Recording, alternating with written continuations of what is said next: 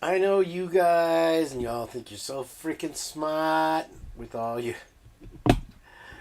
What's up, everybody? How you doing? I'm gonna tell you something today that you don't know. That'll be a first. What the? I got pulled over by a police officer of the law this morning doing my job. I was just doing my job. Oh, I'm better than my cold. Then I smoked something and I got a flag in my throat. If that's you, JJ, asking questions, I don't answer fucking questions, bitch. No, it's the same link as last time. Christina, welcome in. The first tool in my burger today. Who is this? Hopefully it's my meth dealer. No, give me 30. Oh, he's going to slap some cologne on his face and then show it to us. Alrighty then. Yeah, I got pulled over right after I... Fuck you. Okay, I quit. That's it. Speaking of fuck yous, what's up with JJ? Not JJ. Fuck JJ. Dago stopped acknowledging that I exist when I go in the chat anywhere. Even in Kimmer's chat. Even in, I don't exist to Dago. I even went in as Brown Happy Bear or whatever the fuck. Hold on. I forgot to put on the headphones. I knew something was wrong. I knew something was wrong, and then Miss Pot showed up. I hope you're feeling better, sweetie. They get that Junior Mint out, I hope. They sewed in there. Yeah, so, you can tell I'm looking extra cute today. You can't hide it. And the officerette from the Clearwater Police Department, not owned by the Church of Scientology, allegedly. Let me go. She said, I'm not going to keep you. I'm not going to detain you. She just wanted my license, checked it, see if I was clear, because I do look, I've got kind of a rough edge. It's all about the first button. You know what I'm saying? JJ. No Yame, Mexico, JJ. No Yame. Brainworms. Lucy's still attending to Kimmer's chat. I left her in charge. And she doesn't get mad about anything anyway. I wouldn't worry about shit. It's 85 degrees here. It's a beautiful day. We have some 30-degree weather, like a good solid week of it around the corner there. Mucho gusto. Me amo. And I'm going to get some socks for my Tootsies. I took some zinc. Duh. Thanks, Swizz. I forgot. That instantly, gets rid of it. A little bit I got. I'm not contagious, though, you guys. Don't go anywhere. What do you call it? Yeah, we do some shit. Mostly we're going to look at whoever it bothers the most of you guys. Probably like Miss Potts. And she hates seeing herself like double speed. So I think I can go beyond that. You ever heard the story of the guy from VLC? Not TLC. Everybody's heard the TLC story. Come on. It's 9, feels like -2. And yeah, I know. That's why I don't visit Indiana this time of year usually. It's just a thing I have. I will tell you a cold guy story though. I'm from Florida, and growing up, I don't know how often, other than like cleats and shit. See there? Oh, now Diego's live, and he's going live with Kim. Isn't that cute? You can go over there if you want. Be a fucking traitor. I was talking to JJ earlier, and he's like, "Who's gonna watch your show, really?" A bunch of queers, but we showed him, you guys.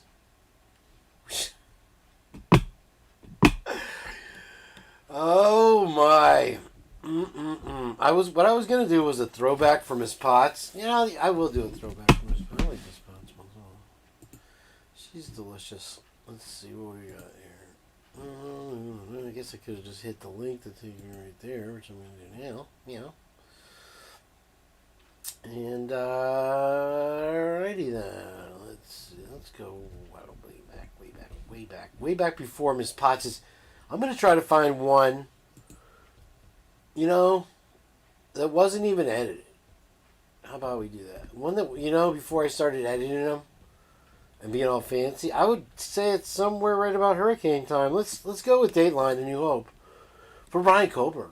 Let's see if we said everything on this show that almost every other channel is acting like breaking news now. Like everybody forgets, I had Lucy, Mag, the other one, for 2.5 years. There's no wanting. Edema fluid isn't harmless fluid pooling in your legs. It can contain deadly pathogens like this one. Miss Potts is always listening with doing something. That's good. You love your daughter. I hope she's not overworking you. Oh, here's one where I opened up. Hold on. Is it not? You can hear it, but you can't play with it, so to speak, because I'm in the big fat head mode right now. Welcome in, everybody. I am KB from the Purge. I've taken over Mkane Ultra's show today. I know it's getting confusing for you guys to try to keep up with who's what and what's who. But, it's all done by the flavonoids of my flavonoids. And you better believe she let me go. She goes, okay, I'm not going to keep you. It looks like you're working. I'm like, yeah, I'm doing DoorDash stuff. And she said, here's my number, cutie. And I was like, yeah, no, I don't date officerettes. And so she rubbed it on my hand. No, I don't know what got into me today. I heard this thing about Bill Barr, that Bill Barr is always in character. So everything is a comeback and some witty thingamadoob. But anyway, Mike from the Last 24, big channel. Check it out, subscribe, and do the thing. He's gonna take this broadcast here to the next level for me. This simple broadcast. And he said you guys were a bunch of queers. I said no, they're not.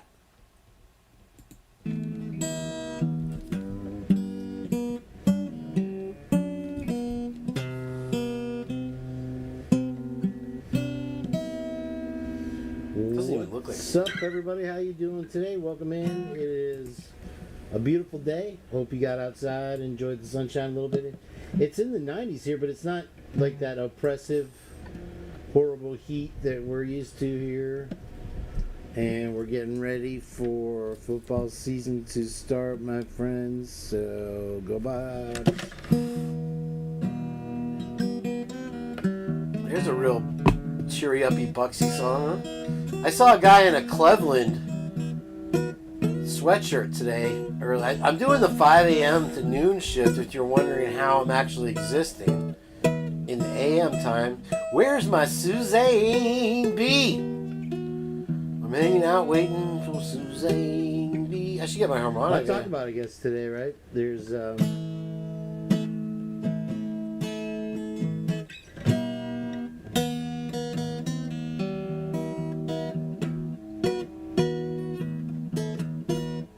that could be it right there, Annie. Love letters from the FBI. If I don't respond, I'm gonna die. It's love letters from the FBI. Yeah. Yeah, Tara stayed up late. All right. I appreciate it, Tara. Love having you here. Yeah, welcome in, everybody. It is great to have you. This is one of the craziest weeks in the case by far, for sure. We got new documents today. It was today or yesterday, whatever it is. Donna Salamander. Hello, Stormy Jane. Welcome in, Tara Roe. Yeah.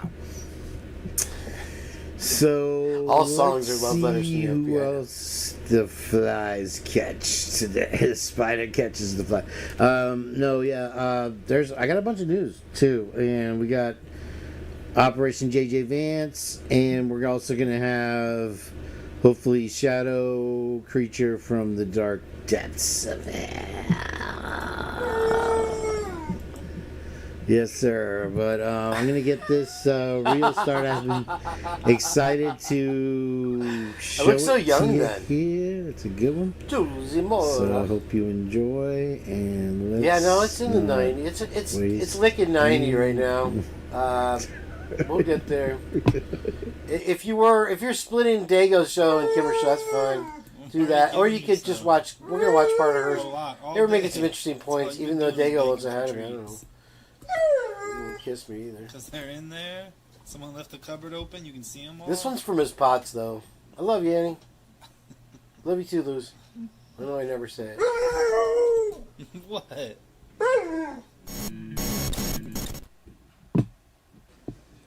Euphigenia Doubtfire, dear. I specialize Where's in the education basement? and entertainment. Excuse me? Entertainment. Aren't we going to see the basement? There's no basement at the Alamo.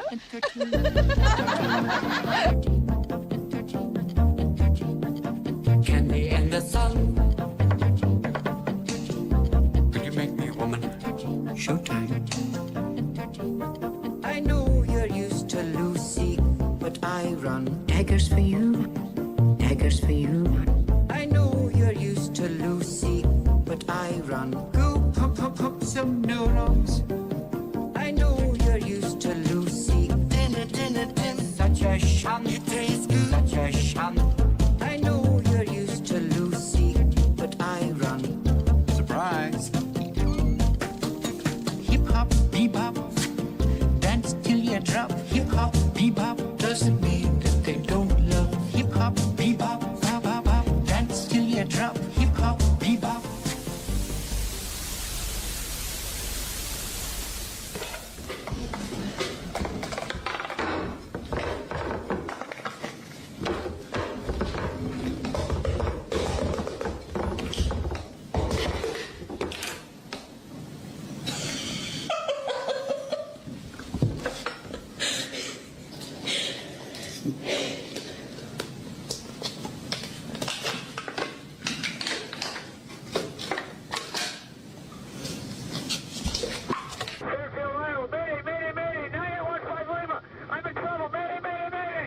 November 9815 Link, Fort Dodge area, go ahead. I have no idea where I'm going. I'm going to crash. Mayday, mayday, mayday.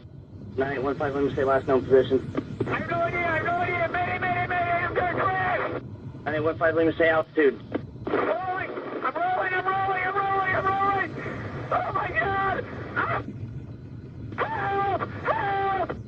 Calling Fort Dodge, release the stick, go forward on the stick, and then slowly back again.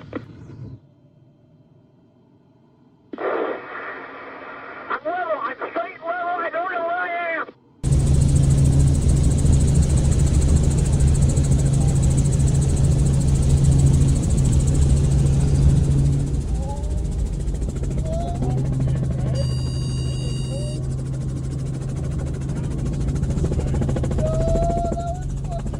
Sunday night, I am very single, and the thought of resting my head upon the bicep of a man sounds slightly... Welcome to another episode of Bad Design. Once again, having anyone proofread your work is the way to go. But there are certain times where employing a 13-year-old boy to check your design is more the way to go. And let's end on two good designs. Whoever took this picture, you're my favorite person. You can tell from looking at me not doing well financially. Do you know how this fire started?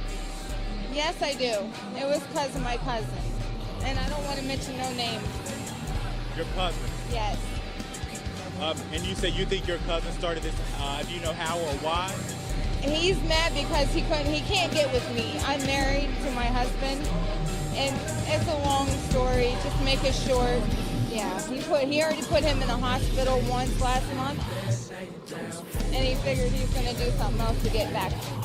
All right, so right now, all right, the fire has been put out.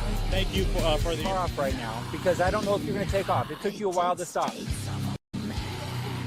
Turn the car off. That's all I'm asking you. Turn it off.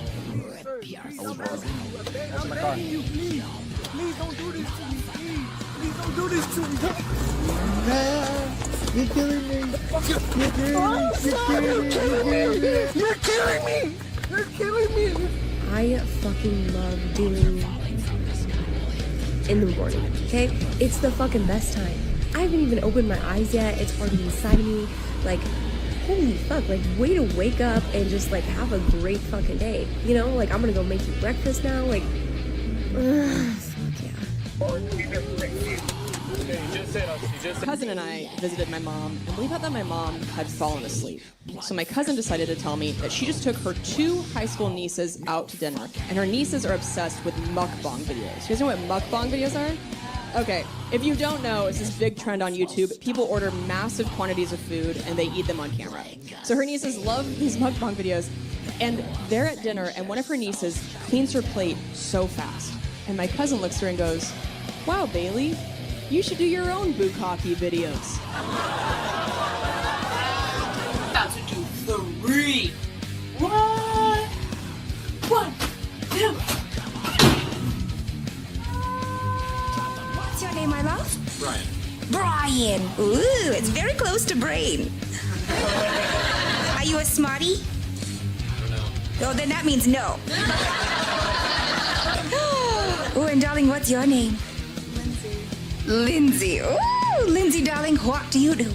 I'm an attorney. An attorney. Okay, just good.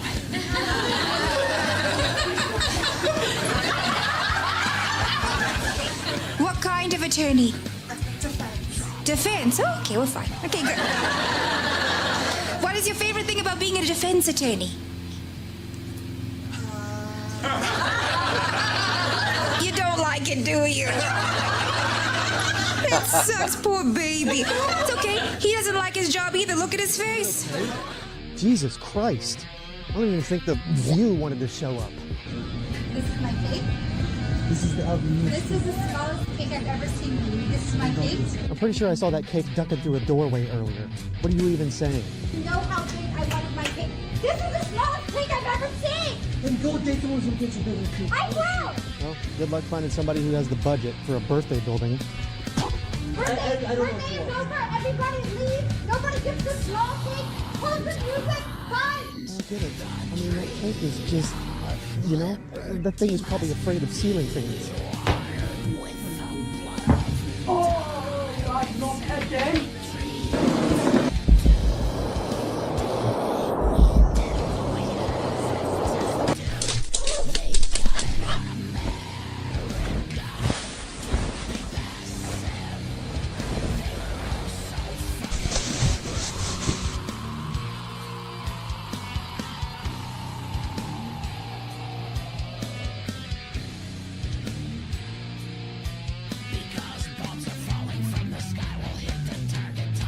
Dude, I thought it was one of Miss Potts' pictures there for the Get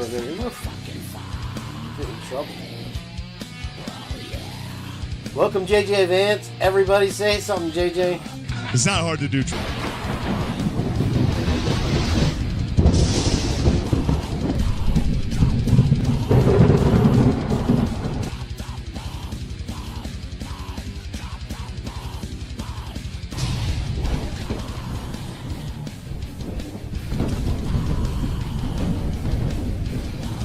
Oh shit.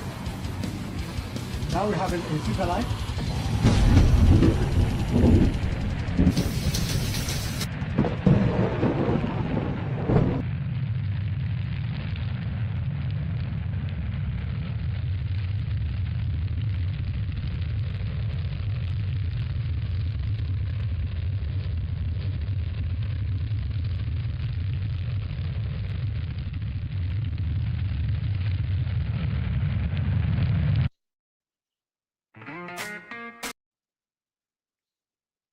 Alright, a little something there for everybody today. Welcome in, everybody. I'm so glad to have you here. We got JJ Vance as a special international co-ghost. If he ever gets on the mic, get on the mic, say get on. You know what? It's probably me. Once again, yeah. Let's check that out. No, that's fine. Where's the other? Let me see if I did all that. I did all the things. I forgot to turn off. Uh-oh. Is my mic working? Mic. Hello? Hello? Is the operator? I've been here the whole time. Oh, well, you finally said something. I'll put you on echo. And I will fucking clone the shit out of you right now, sir. So, Bueno Nevidos, Nachos Libre. To you, bro. How art thou? You don't sass me here, boy. I'll tell you what. You don't come. You want me to come in here, and you're gonna start sassing me? I look. It appears I brought all the sass. Can you hear me okay now? Is that better? That's probably better. You can hear me now. Let me set a setting that I like to tell. Where's the fucking audio? I can't hear you, Kane, on the back end. You should be able to hear me now. Hold on. I gotta adjust things here. Sorry, JJ. I got no volume on the back end. That's what she said. Zero volume on the back end. I feel like you've invited me in here just to troll me with more of this video ninja nonsense. This is part of the good times, bro. You'll remember this when you're telling your grandkids. I'm sure you always have to adjust things. I'm sure you do, bud. Draw on screen. Yep. Show full screen button. Boom, boom, boom, boom, boom, boom. Where's audio, bro? Hold on. Headphones. Yep. Audio source. No audio. Does this look like the face of a man who's going to enjoy this later? Wait. Now, can you hear me now? I can hear you now. Holy smokes! Look at that. Let me see. Oh, now I can't hear you. You can? You can't? No, I can. I can. It's the gays. I blame the gays. You're awfully quiet today. Are we going to see your face, or you still got my face is on the camera. What are you talking about? Oh wait, no, it's not. My bad. My mistake. My apologies, sir. Wow, a little bit different. They got you in a Mexican prison. I'm in a Mexican prison. I'm being held hostage, Al Qaeda style, Mexican Al Qaeda style. Wow, they let you wear the same outfit across the border. Is it really that cold down there? It's a bit chilly this morning. I'm also in the shade, and it also rained this morning, so it's just a bit cool in that regard. But yeah, nice to see you. I don't have any heat, so this is what I slept in. So like I said, I just woke up. Don't sass me. And you got a hula burger right down the street. Have you had a Dude, I landed. Dude, what are the odds that I would land across the street from a restaurant named Hula Burger? I mean, what are the odds? Did you try to go in there and demand everything I owed you? I went in there and asked for you. They never heard of you. So let's get that on the table right now. That's weird. I don't believe that for a fucking minute. Forget about it. So say good afternoon to the folks. We got JJ Vance from Operation. Howdy, folks. International GCD. Operation Mexican GCDs. I'll let you get them caught up on things. I know you did. You're doing a show, or you did a show about. Oh, and you did a Patreon. Why don't you give the folks a free version of what's been happening? I'm gonna grab a coffee. Yeah, let's do that. Well, I don't have a lot of time, so let's talk some Idaho4 case. I honestly don't. I have about 45 minutes. I miscalculated my previous assessment. I have an interview here in an hour. I have to go attend, and I have a doctor's appointment. Just rage quit whenever at 1 o'clock. And we don't want to interrupt with that by any means. I've got to fix the audio while you do that. So go on ahead and. All right. Well, howdy, folks. Welcome to. I see two of me on here. That's weird. I feel like you're cloning me on purpose. There is like this entire thing's a troll. Honestly, like this entire thing's a troll. You're across borders now. There's nothing you can really do about it. So. Well, I'm gonna invoke international law. I'm calling the UN on you, Kane. So we're gonna make that happen. You get a binding resolution for me to stop this nonsense. ICE, bro? You have better luck. Well, I don't need to call ICE. You guys got plenty of ICE in America right now. Say it isn't so. Spilling stuff on my hand. No, man, it's been good. It's good to join you here. I haven't seen y'all here in the Mkane Ultra of the Purge in quite some time, I feel like. Been a while. Yeah, no, it's been a minute. It has. Don't mind me. I'm just chain smoking my breakfast here. Having a nicotine breakfast. It's healthy. It's breakfast champions, bro. Dude, my second great uncle Tug, great man, smoked 2 packs a day for he lived to be like 98 years old. So don't tell me cigarettes are bad for you. 98, yeah, no, all the smokers are the longest living. They're randomly selected. He wasn't on any kind of machines. He didn't need help breathing. This dude liked to party, and he was an awesome dude. My hero. So if you tell me smoking is bad for you, I'm not going to say, well, my Uncle Doug would disagree. He smoked 2 packs a day. My second great, that's what I'm saying. He's my He was my grandfather's uncle, dude. He's my second great uncle, dude. I'm like, this dude was. Well, you have to understand that in this chat, in this particular chat here, and as soon as Suzanne B arrives, the other white B, we'll prove it to you that sounds like jail jargon, and we did the operation nicknames and slang words from different. What was it? They didn't have Space Force and they didn't have the Coast Guard, but all the other 4 branches of the military. And there were some good ones on there. Was Green Dick one of them? Green Dick? This sounds made up, but please continue. Anyway, that's what that sounds like to me when you say Uncle Tugger Nuts. Old Tugger Nuts. Nah, it was his nickname. His real name wasn't Tug, but that's what we always called him, Uncle Tug. All right, I'll be right back, folks. Enjoy the JJ Vance moment. I'll be listening. No, I don't know. Let's see what's going on. I don't care for the current state of affairs with much of this Idaho4 nonsense. To quote Miss Potts there, it all sounds like brainworms.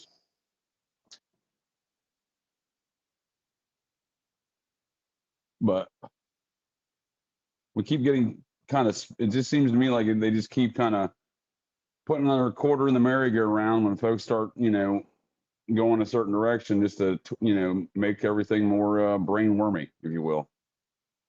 We're not getting any closer. What I'm saying is we're not getting any closer to any truth or any facts or any aspects of the case that seem legitimate, in my opinion. I could be mistaken. I am a garbage can dude who's in Mexico right now, but I could be mistaken about these things. But as I did see some stuff last night, you were talking about Dago. I caught a bit of a Dago. I enjoyed Dago's commentary on the subjects, and I, enjoyed joining y'all over there from time to time as well. Mkane there, and whenever you go over there to Dago's, I try to join you over there. But they were showing a clip, and I haven't seen the actual footage, but they were showing a clip of the body camera. I believe it was of Officer Nunez and Roger Lanier. You know, the guy that tased a baby. You know what I mean? Roger Lanier. Yeah, that's how he got to Moscow PD, by the way. He tased a fucking baby. It's not technically. He shot the man holding the baby with a taser, and then he dropped the baby. So, I mean, this is Roger Lanier and his efforts as being a police officer. Not very intelligent. One may call him a dum-dum. But my point there being is that's how he got to be captain at Moscow PD. He got shit canned from his other job down there in Lewiston. I think it was Lewiston. It was his favorite town. So my point there is whatever these individuals were talking about seemed to indicate a criminal informant of some regard, drug informant in the house or amongst the victims, which I don't necessarily disagree with, but I feel like even folks are taking that in an angle that seems to be very how do I say, very, I'm speaking too much Mexican these days. How do you say? No, I'm just kidding. Now, he seems very lenient towards and pro, like these people are telling the truth. And how many times are they going to lie before we go, oh, well, now they're telling the truth? No, they're always lying. So, if there's a cover-up of this matter of a criminal informant, a drug informant in the home or amongst the victims, well, that's not a shocker to me. However, I feel like the reaction to that is oh, well, they're just trying to hide it. They messed up. No, these people are orchestrating the drug trade in and of itself to begin with in that town, the law enforcement and the authorities. So they're fully knowledgeable of the drug trade there. We've gone over that with countless examples here on the Purge over the last year.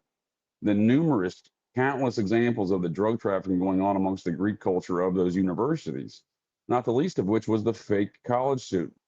The fake fraternity student over at Washington State University was dealing cocaine, was never a member of the fraternity, was never a student at the university, everyone was pretending like he was, right? And I've long argued that is what Dylan Mortensen is. If anyone listens to Dylan Mortensen's interviews and wants to tell me that's an educated individual who was attending college, you can go fuck yourself. I'm never going to believe that. She's not enrolled in college. I've never seen any evidence of such. In my opinion, she fits the same mold as that fake fraternity student from Washington State, and fits the same mold, the same operations. There's no doubt in my mind that all of the authorities of the law enforcement, the prosecuting attorneys, etc., We're fully knowledgeable because all of those individuals, whether it's chief or high, whether it's what's his name from Washington State, Pullman and Washington State University, the police chief Jenkins, they all sit on, whether it's Bill Thompson, they all sit on the board of that drug task force. So these individuals all know about all the previous historical examples we've provided here on the Purge leading up to these events. So there's no way in hell that there's like, oh, they're just investigating these things. They want to have an intel on this drug trafficking. They're running the drug trafficking. If they weren't, then it wouldn't continue to permeate and perpetrate over the number of years throughout this 3 communities on the campus, both campuses.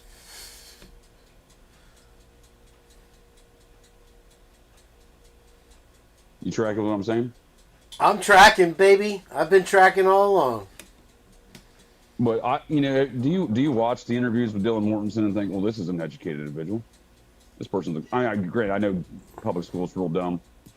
Everyone's real dumb these days. I get that, but that ain't in that. You can listen to Bethany Funk's interview. She's at least intelligent. She's bangable too. She got a great butt. Well, let's not start creeping on young gals here. I'm not into that. You know that. I got pulled over by an officerette today. Do they like being called that? Well, I'm not her, please continue. I wouldn't know. Yeah, no, she let me go. They were cracking down because we got the Sand Key Bridge, which leads from the end of Clearwater Beach, the south end, to the Largo side, the ghetto side, where it's billion-dollar homes after billion-dollar home.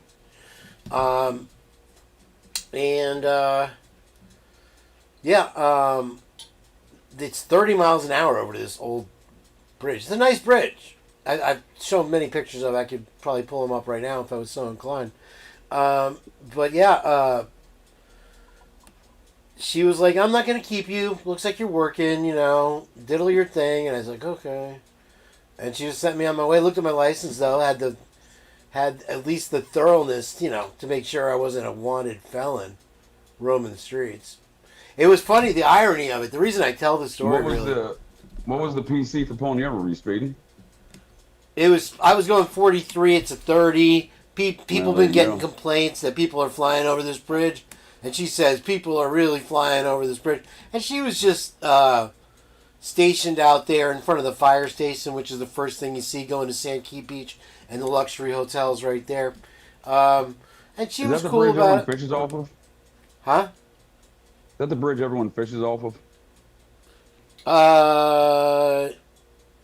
When you're crossing over, you have like the Bahama Breeze, that old Bahama Breeze restaurant and the whole Kogan place on the one side. But once you get into Clearwater, is that the same bridge? It's no, it's the last bridge for Clearwater. It's like people do fish off. It's more of a walking bridge, though. You will see a few people.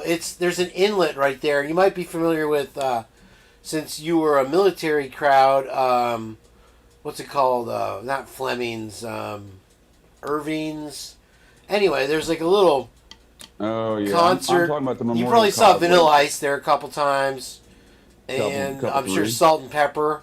You have a couple Salt and Pepper CDs, don't you?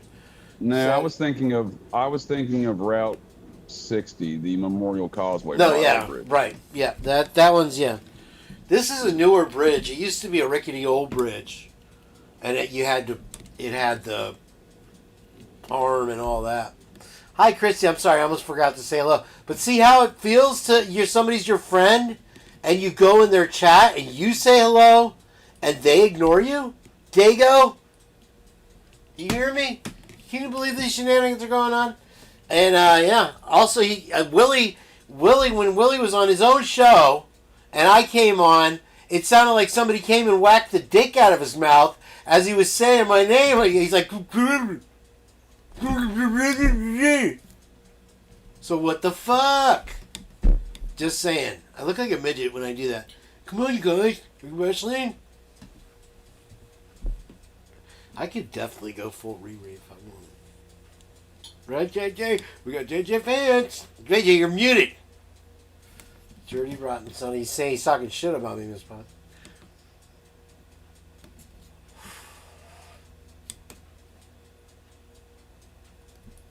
I got to do my sign language in Espanol for this character. He probably unplugged his mic. Let's just let him ramble on. I did interrupt his train of thought, which was fucking phenomenal. So, I think he's probably saying that Dylan Mortensen was never a member of this school. She was just a mule. Can you hear me now? Can you hear me? No. Your volume went down, but yeah, a little bit. Hold on a second. That's better. No, the noise was good. The noise level. That's where you're down here. I need you.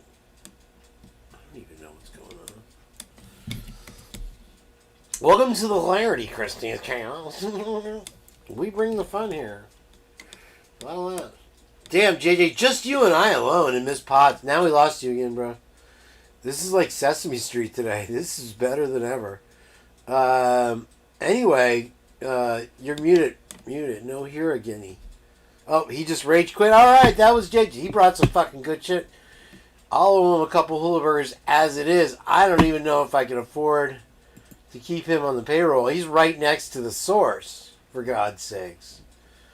Let me make sure he's turned up a little bit. He's on 100. 225. Did I mute him? Is that what happened? No. You're muted all on your own, bro. You must have unplugged your mic again. We're not getting... This is Major Kane to JJ Control. You're not coming through on audio. See, and then that could be love letters from the FBI. Not coming through on the audio. Audio. It's funny that MTV's first song they ever played was Video Killed the Radio Star. And the last song they ever played. Yeah, you're good, bro. Thanks for being here, man. That's fucking phenomenal. I only came back on the end, to be honest with you. I'm heating up another bagel. Is that wrong? Should I... 2 bagels is... One is healthy with no cream cheese, right? And then, yeah. Alright. Where were we at? You can still hear me, right? The beautiful, wonderful me. Me, Lucy. Where are you, Lucy? Well, Kimmer's show must still be going on. Just catch a rising star today, folks. Until JJ goes. And I love to do iconic shit. Hi, so that's not iconic shit. My sister, Kaylee Jade Gonzalez, isn't a fucking character. You're young, so maybe you don't know. But I've looked at the past stuff you've done, and I think you know. There is such a thing as defamation, which can be crushing to a career. Not that you really have one, but if you'd like one, maybe you should just think about it. Maybe you should just think about if Kaylee was your sister. Maybe you should just think about what you put out into the world, like dancing around in between scenes. Maybe you should think about the projects that you take on.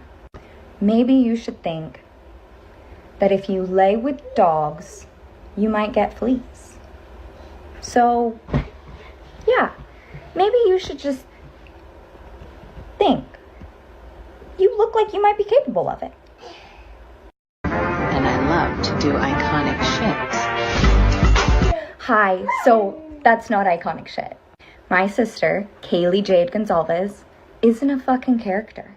You're young, so maybe you don't know. But I've looked at the past stuff you've done, and I think you know. There is such a thing as defamation. What's her job? What is her job exactly? Professional troll now? I mean, I'm looking cute today. Right, Jade? Hey, I'm back. I don't know. Are you? Dude, what is this video you just played? That sounds Looney Tunes. And what is this lady doing? Dude, why is she attacking people? It's part of the Gonzalez way, bro.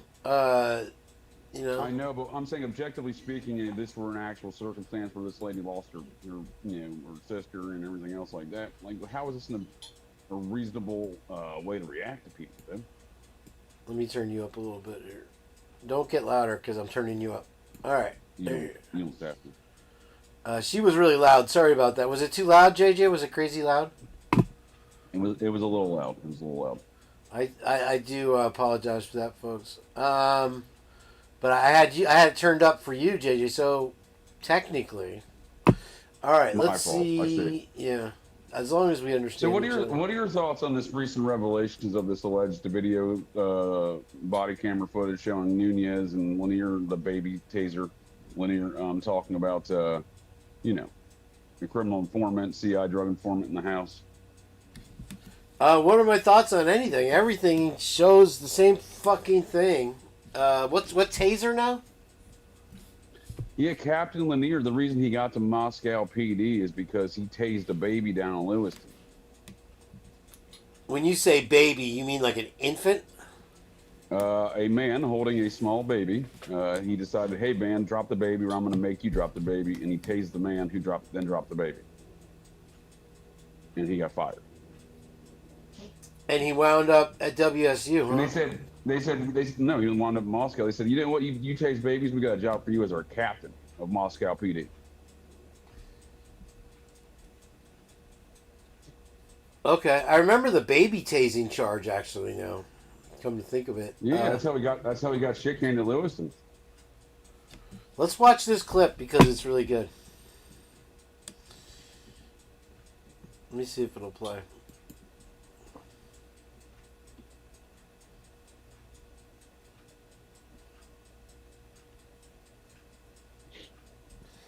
This is embarrassing. This happens though sometimes now with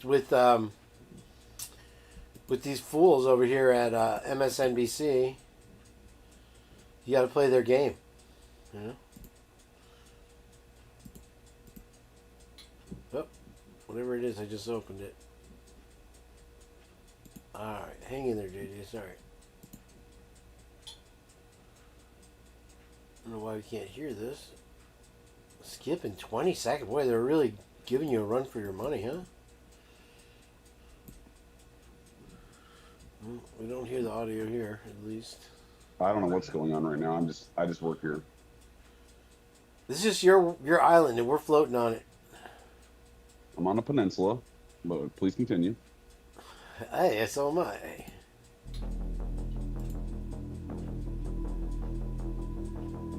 Have you been down here before, Kane? Since you used to live in San Diego, I'm sure you ventured down these parts in the Baja, California.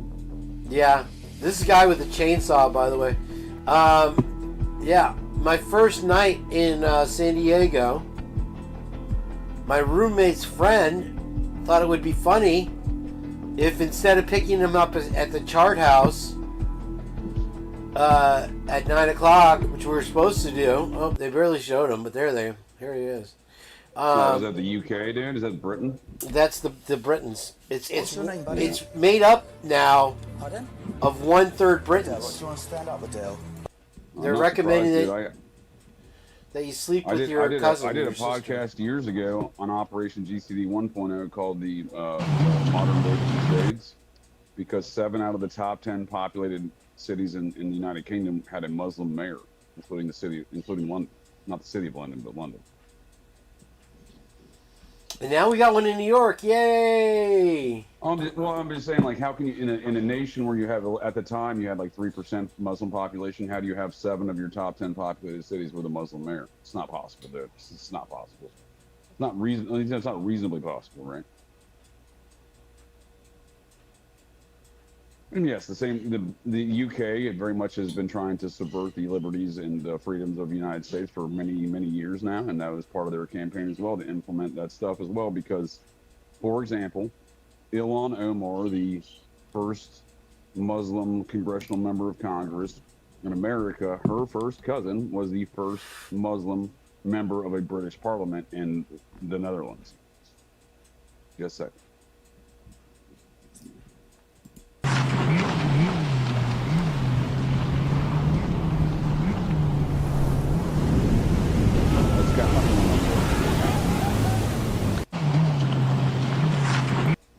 You gotta let me know if you see any of those down there. Ensenadas. Zero burkas. No burka. No, the waves. Are you watching the show? Just played a surfing clip. Ensenada. I am watching it. Yeah. So the first night, this guy Trey, And I was like, we better not go to... He wanted to go to Tijuana and drink instead of picking up my roommate. And it was only a 1 or 2 mile walk back home. But he had to walk home after working at Chart House all night. And I ended up almost getting arrested in Tijuana because I dropped my driver's license when I came out of the club. Huh? So I'm wasting away in Tijuanaburg. Yeah, so we went to the club in Tijuana, and they give you a beer, and they give you a shot, and they shake your head around. And I did one of those. I'm like, all right, I'm good. And we left, and I guess we were going, and they charged me $40, or I had to go to jail. 40 American. $40, because he saw how much money I had, because I was drunk, and I was just showing everything. I was 18 years old. What do you want?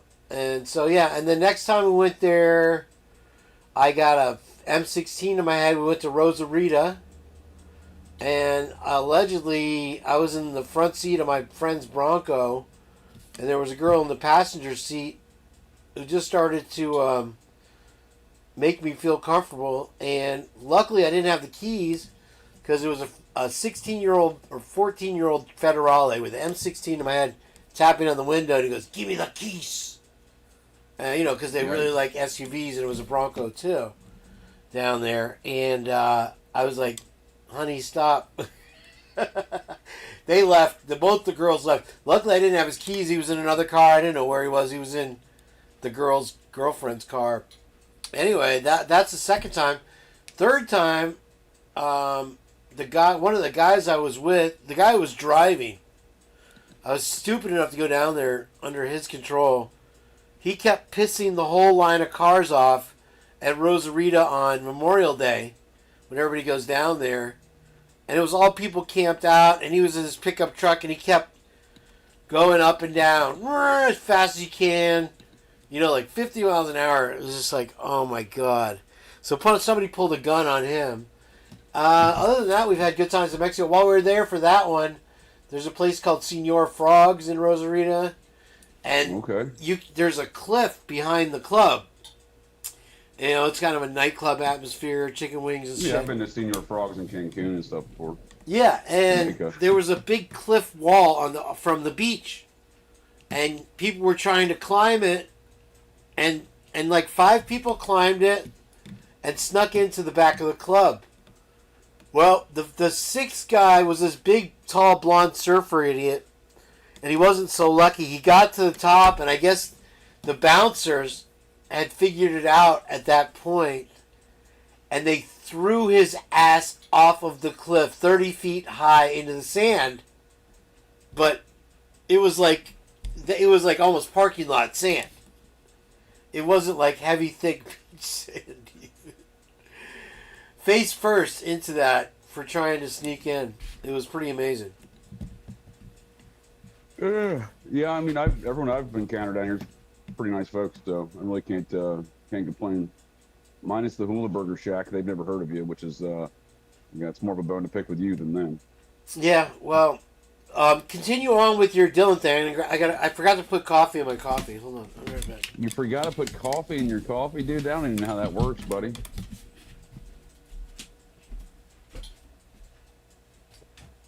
No, I mean, so I don't know. I just think the more time plays out here, the more Dylan Morton seems like she was not a college student. Again, the more interviews I listen to her, she sounds like a tard ball. Again, I understand the public education system is pretty terrible, but let's be honest about the situation. She reeks of somebody who was. I would like to see evidence she was a college student. Like, again, I can find all the other girls on the on various documents of the university, dean's rolls, etc., dean's list, whatnot. Activities that indicate they are indeed enrolled in that college, with the exception of her.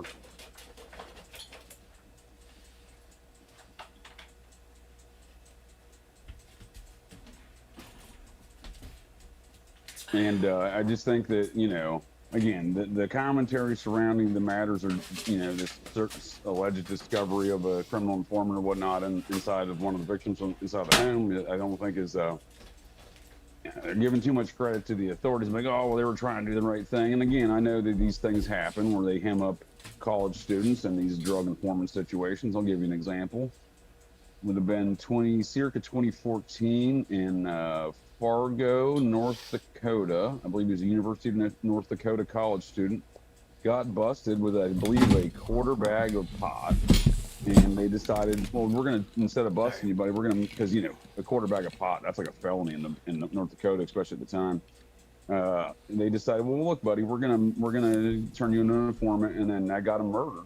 He got murked as a result of that, and body found, you know, stabbed a bunch, I think it was, and shot, dumped in a river.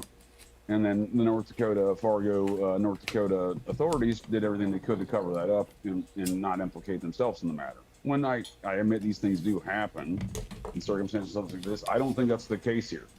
These people know exactly what was being proliferated on their campuses through the drug task force that was being operated by the chiefs of police, the sheriffs, and the prosecuting attorneys for those 4 counties, with the exception of the Latah County Sheriff, the man we've heard nothing from for the most part throughout all this situation, despite he was present at one press conference, never said a word.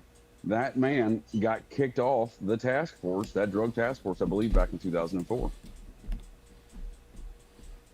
So he's the only one in the area that doesn't sit in an authoritative position overseeing that drug task force. There's no...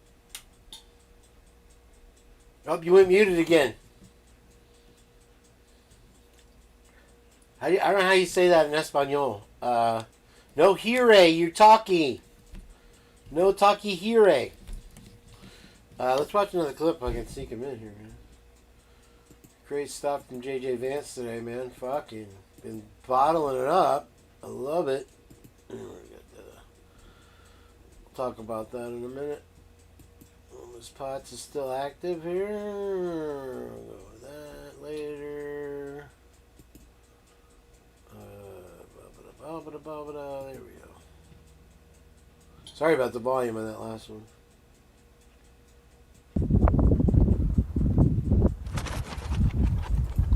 Bismillah.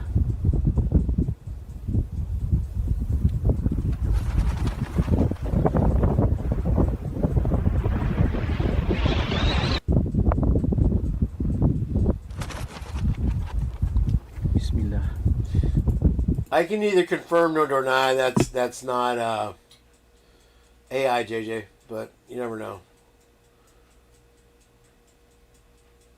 Are you text only today? Yeah, we got no audio with you again, bro. Let me see what's going on here. Bringing the shit, but you're not. You can't hear it. No talkie. No talkie. We would see this thing moving. Can I clone him again? That would be amazing. All I did was put him over here. How about meow? There we go. Yay, we made it. We did it. You're quiet again. Don't get louder though. That should be better. Well, I'll leave my headphones out. My headphones, they weren't working last night for some reason either. So. Oh really? I got you 562%. I'm gonna need you to take me down now, so it's too much. It's probably like a lot of noise in the background. You would think. All right. So, well, I mean, here's the thing, though, Jage. Is that shit is happening a lot across the country where sheriff's departments and police departments are being caught slinging the sauce. I mean, one of them even had the cocaine behind his fucking countertop, behind his desk, behind his awards for being sheriff of the year. Dude, there's a department in a smaller department in Massachusetts where they were literally just walking out with drugs for many years out of the evidence locker. Just walking out. They didn't even care. It was all on camera. They just didn't care because they knew no one was going to hold them accountable. There's got to be a volume setting on your end, dude, because I have it 600 and you're at half speed. Come on. That's you, bro. Is this real life, then? Let me try this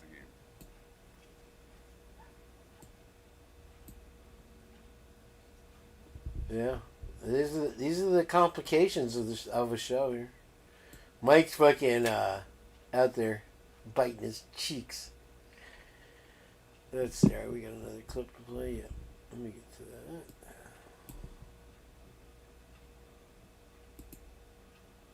Welcome into Mkane Ultra. I am Guy King had B. an affair with a staffer who then was set on fire. People of Southwest Texas were concerned about the ethics, the character, and the truthfulness of their Congressman, Tony Gonzalez. Today, those concerns are even deeper due to the tragic death of Tony's aide, Regina Santos Aviles. A U.S. Congressman refusing to answer our questions about his alleged relationship with a staffer who died after catching on fire. Is there any response you have to that?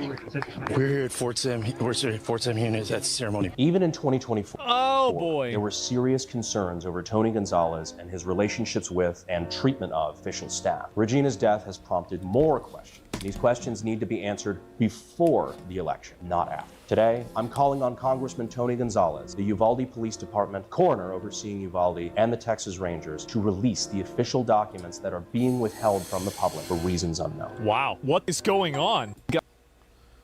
Do I even need to throw an "I told you so" out there? And you know, off the rip, the mainstream press said, "Oh, she was at her grandparents' farm. It was a fluke fire. There's no foul play." And here we are going to the 2025-26 election. And looky here. Guy had an affair with a staffer who then was set on fire. People have.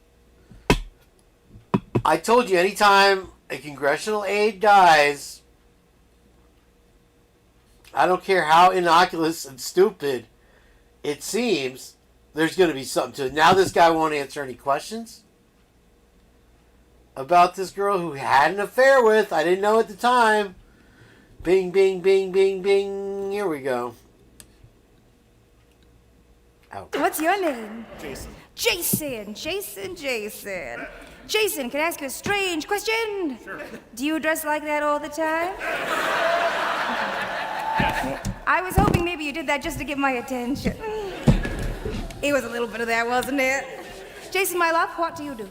I work with computers. You work with computers. How delightfully vague. What do you do with them? Do you pat them on the head and say, "Good job"? Work at a hedge fund. You work at a hedge fund. That seems real suspicious, didn't it? Oh, do you need a little bit of something? Yeah? Okay, great. Hey, what are you going to spend it on? Okay, good point. Oh. Jason, don't give him any more money. It's the second show. He's drunk enough. So I don't really know what a hedge fund does, actually. What does it do? Okay, that's so great. So we both don't know what you do. That was so sweet. And then this beautiful thing. Hi, darling. What's your name? Heather. Heather. Okay, great. This is also a lot. I love it. This is an amazing outfit, Heather, darling. What do you do? I'm in insurance. You're in insurance. Wow. Everyone in Minneapolis is so interesting. Where were you 2 weeks ago when I was trying to get insurance for this frickin' tour? I sell it. You don't sell it. You just pat it on the head and said it did a good job. Does anybody fucking work in this city?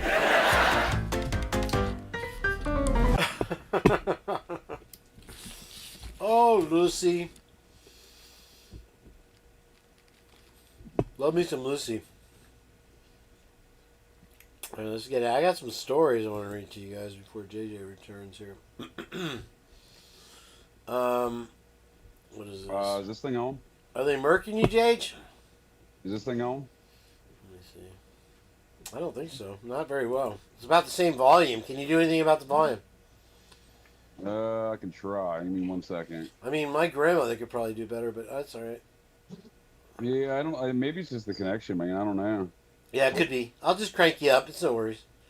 As long as I don't have the videos cranked and blow everybody out. I got my other headphones out for you. You're good. I appreciate it, man. Let's get to even size here. Oh, where'd you go? There you go. Oh, that's Let me great. go to my microphone settings. See what I can't do here. Oh, okay. Let me know if you're gonna turn it up. Microphones. I'm at full blast, bud. I'm at full blast. Okay. All right. Well, I'll just keep you at full blast over here. I cannot. It seems like it's working out. Leslie can hear you. Hi, Leslie and Billy. By the way. Nice. I've decided we're gonna get cold weather here next week, so I've decided to bust out my electric blanket, which was under my futon. Who has a futon in 2025? Who was this congressional staffer you were just talking about? I'm not familiar with that circumstance. Labrador? Yeah. Is that the one you were? That was in Texas, I thought. His name was Labrador. Oh, Gonzalez. Which one? Oh, you're talking about that one. No. Oh, Gonzalez. Yeah, there's a Labrador. I think there's a Gonzalez in Idaho too. But no, you that's just showed a clip about a Texas congressional representative and a staffer. No, I know what you're talking about. For a second I didn't. You're spot on with your comment about a dead staffer. There's always more to that story. Do you remember? I mean, do you remember your old congressional representative out of the 16th district there in Florida, Mark Foley? Oh, Foley, yeah. He was sex messaging a young. This is what ended the congressional staffer program. The teenagers living in U.S. Congress being sex slaves to the congressional representatives. This is what ended that program, is because he was sex messaging a 14-year-old boy during a fucking hearing. Wow. Yeah, maybe 50, but nonetheless, a young lad. The exposure is starting in Florida. I keep saying because the divide that we have here, the old guard is falling apart because you have so much division between Central Florida and South Florida. Well, do you remember the gubernatorial race back in 2018 for maybe 2016, 2018, I guess, maybe something like that? Between DeSantis and the Democratic representative Andrew Gillum. I don't remember the race very well, no. Yeah, it was a very contentious race, and he tried to challenge it, and then a couple of weeks later, he was found in a Miami hotel room, naked, passed out, overdosed on some drugs with a gay male prostitute. Oh, that was that guy? Yeah, that was the Democratic representative for the gubernatorial candidacy for Florida, the one that lost to DeSantis. That's good stuff. He's a family man. He had kids and wife back in Tallahassee, and he was found he was supposedly in Miami at a wedding with a friend, and was found in a hotel room with a gay male prostitute. They were both OD'd. Yeah, I mean, just as far as the political stuff, that's one thing, sure. But you have also, like, in... well, he was almost the governor there for Florida, bud, and then, look what he's doing on the back end of that. No pun intended. Exactly. But you also have the judicial system unraveling at the seams. The judicial system. And they're pointing fingers at each other with that one. And then you have, like I mentioned earlier, with law enforcement, with the sheriff of the year having 1,600 kilos of cocaine behind his little sheriff's badge over there in his office. And then you had the big blow up there at South Carolina. Things will. It's going nationwide, and in South Carolina, those people were running the lowland country of South Carolina. That family, the one that got busted for murking his family or whatever, his family had been running the fucking hood rat shit down there in the lowland country of South Carolina for hundreds of years. They were a multi-generational operation. Well, they were absolutely not innocent by any means. No, but I'm saying is, imagine how much more of that family is responsible for outside of just those specific circumstances where the son murked someone in a boat, and then the father murdered Buster. What was his name? Buster something. Old Buster Keaton over there. What was his name? Chelsea Whitaker always made us watch that one. Murdoch. It's an interesting case. I've been looking more into it as of late. His name's escaped me at the moment because there's so much tied to that whole circumstance and all the hood rat shit around it. Mm-hmm. Yeah, I watched the whole thing. Murdaugh. Yeah, Murdoch. Yeah, his father and his father, they've been the county prosecutors down there for years, dude. They've been running so much hood rat shit. That's why I asked the question, who was your daddy and what does he do? Well, I watched that whole trial. It's never an electrician. It's never my daddy was a truck driver. You know what I mean? It's always hood rat shit. Okay. Yeah, they had like 4,000 acre property and all kinds of crazy. Well, you know, and it's circumstances like that that begs the question of how does Bill Thompson find his way into Moscow, Idaho? He's from Georgia. He went to university in Georgia. He got his law degree in Georgia. Finds his way to his first job at the district attorney's office there in Moscow, Idaho somehow. Well, who was his daddy? What did he do? He was a U.S. Air Force colonel. Really? I'm just saying. Wow. Might have been Army. Bill Thompson's daddy was a colonel in the military, sure.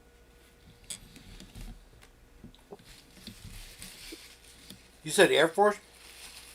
Might have been Army, but I think it was Air Force. I can double check here in a moment. But yeah, he was definitely a ranking officer in the military, for sure. That's probably how he wound up there in Idaho. Well, that's what I'm getting at. If we're looking at a fully blown military style operations out of that regions, then you know that may be how he got up there. Because it doesn't make a lot of sense how he ventured from Georgia, where he lived and went to school and graduated and whatnot, and then he gets a job there, right? The same goes for people like what's the Gonzalez attorney? What's his name again? The attorney is Shannon. Bill. Shannon. Shannon Sharp. Shannon Sharp. He's from bumfuck Missouri, just outside of St. Louis, about an hour, and he actually runs a sports management agent company out of St. Louis today on a side gig, by the way. But he went to school in Oklahoma, got his law degree in Oklahoma, and gets his first job at the prosecutor's office in Portland, Oregon. Well, you know, that's how you protect yourself. You put the right people in the right places. And even if something does go down, you don't go down. I got to rage quit on you. I'll be right back. Yep. All right, let's keep rolling here, folks, with the clips. We got the marvelous, wonderful, fantastic JJ Vance Live International today. Thank you for being with us, everybody. If you're watching in the replay or you're watching live, do me a big favor. Hit that like button. Spread the word around. Tell Dago to say hello. For God's sake, it's not going to kill him. Maybe he outgrew the Purge, I guess. He outgrew Mkane Ultra. He got too big for his britches, is what it is. Let's see what else we got today. I'm sure there was something else. Is this it? Well, let's play. We probably got a couple minutes. JJ's going to be a busy guy for today, so we'll give him the time he needs. Let's play the rest of this video for those of you out there.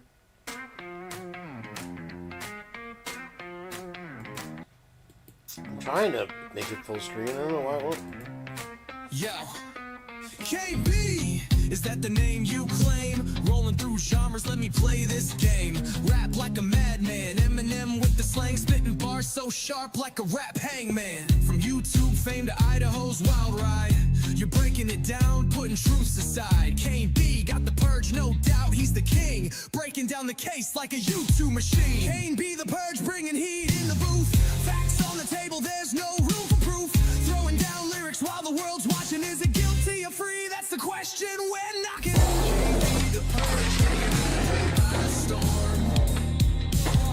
He's got the heat and the truth breaking the norm. We're all glued to this case, no one's letting go. Will Brian be guilty or will he be let go? Kane B's in the game, watch him lay it all bare. Will justice find the truth or just disappear in the air?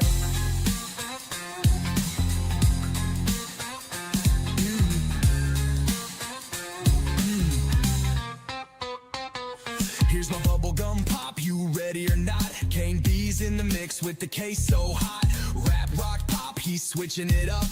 Dancing through the genres like a YouTube cup. Got Kane B, the Purge, putting the story in flow. Breaking it down with humor, watch the case blow. Boom, Kane B's riding with electric groove. Breaking it down, yeah, he's on the move. He's got the Purge, so come and watch him reign. Sipping on knowledge like it's truth on a train. Kane B the Purge, taking Idaho by storm. He's got the heat and the truth breaking the norm. We're all glued to this case, no one's let go. Will Brian be guilty or will he be let go? Kane B's in the game, watch him lay it all bare. Will justice find the truth or just disappear in the air? Now here I am, R&B vibes on deck. Let's get a little smooth, but don't forget I'm bringing humor, I'm bringing the sound, but got us all spinning round. KB with the truth, it's hard to ignore, like waiting for that next chapter in the lore.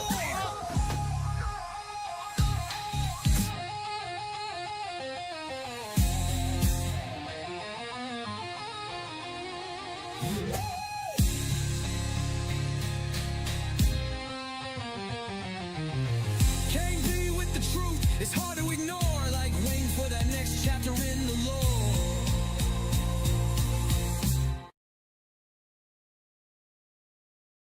All right, yeah, definitely far one of the best intros I did way back there in the day. Let's tame it down a bit. Hopefully we'll have JJ. I think he's working out some contract for us with ABC or NBC, something like this. Not that we work for those clowns. All right, we got a couple read 'em up stories here. Could Americans get $2,000 rebate checks? Trump says tariff money is piling up.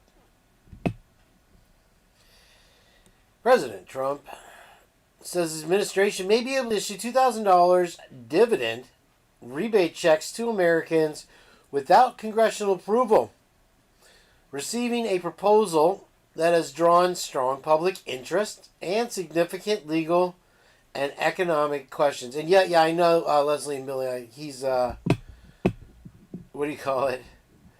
Over there, he doesn't say hello. The old Dags, yeah. No, I don't know. It's Willie and Hemisphere all seem to have cock in the mouth disease with my name. I don't know what the fuck it is. Lori Celeste, hello, mahalo to you also as well. Motherfucking Twiz. Motherfucking on the motherfucking purge. Speaking at a press conference Tuesday, Trump suggested the payments could be funded by tariff revenue and might not require lawmakers sign off the pricks, even as his own economic advisors have previously said Congress would need to approve the spending, but it's his money and he can spend it the way he wanted. That's the way it goes. Alright, so the next thing here, guys. Brother killed after teen becomes enraged over video game. Stabs sibling, police say. In Oklahoma, teenager is behind bars for allegedly calling 911 to tell authorities he stabbed his brother to death after becoming enraged over a video game. Oklahoma City police were called to the scene of the domestic stabbing at Southwest 44th. When they arrived, the two brothers, 19-year-old William Spencer and 25-year-old Nicholas Spencer, were reportedly playing video games when Spencer became angry and allegedly stabbed his brother. The calling person called in and said they had just stabbed their brother. And, I'm sure there's more to that very tragic story, And, we'll hear all about it on MSNBC News. There, we got this one, too. Boat captain accused of satellite... This is Dumb Criminals. I know you guys love... I don't know what game it was. You want me to go on back and... is that the game right there? Blow up Tampa Bay? Immediately after, stayed on the scene. Playing video games. The two brothers who were playing video games. To the public, it's just video games, Twiz. I'm sure it was Call of Duty. How about that? I'll call it Call of Duty. It'll come out. We'll watch to see if Jenn Ortega has a piece on. Boat captain accused of selling... Well, this headline's fucked up.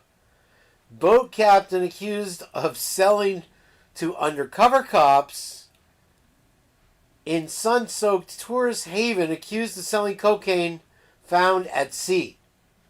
And I fucked it up even more. But yeah, this guy, where is he? I love it. It's Mr. James from News Radio a couple years later. You want my stapler? My red swing on stapler. He didn't have his TPS reports in on time. Check this out. He tried to sell. He was doing the officers a favor. If they'd had any brains, they'd have taken the deal. He tried to sell a kilo of pure cocaine. It even had the 322s on it still, or the 332s, for 6 G's. I mean, even 1980s prices, you're looking at 30 G's. they'd known what was good for him. He must have wanted it. He had 8 G's on him already. Now he's got 100 G bail bond. But a Florida charter boat captain is in hot water after allegedly peddling drugs he reportedly found at sea to undercover deputies. Which is, rookie mistake.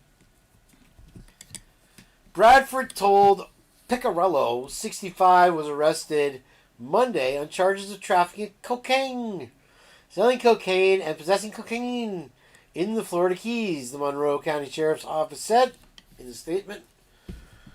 Hopefully they don't send him down there to the dry Tortuga jail. Authorities allege Picarello coordinated the drug deal with undercover deputies at his self-owned business, Outlaw Fishing Charters. It's a good cover.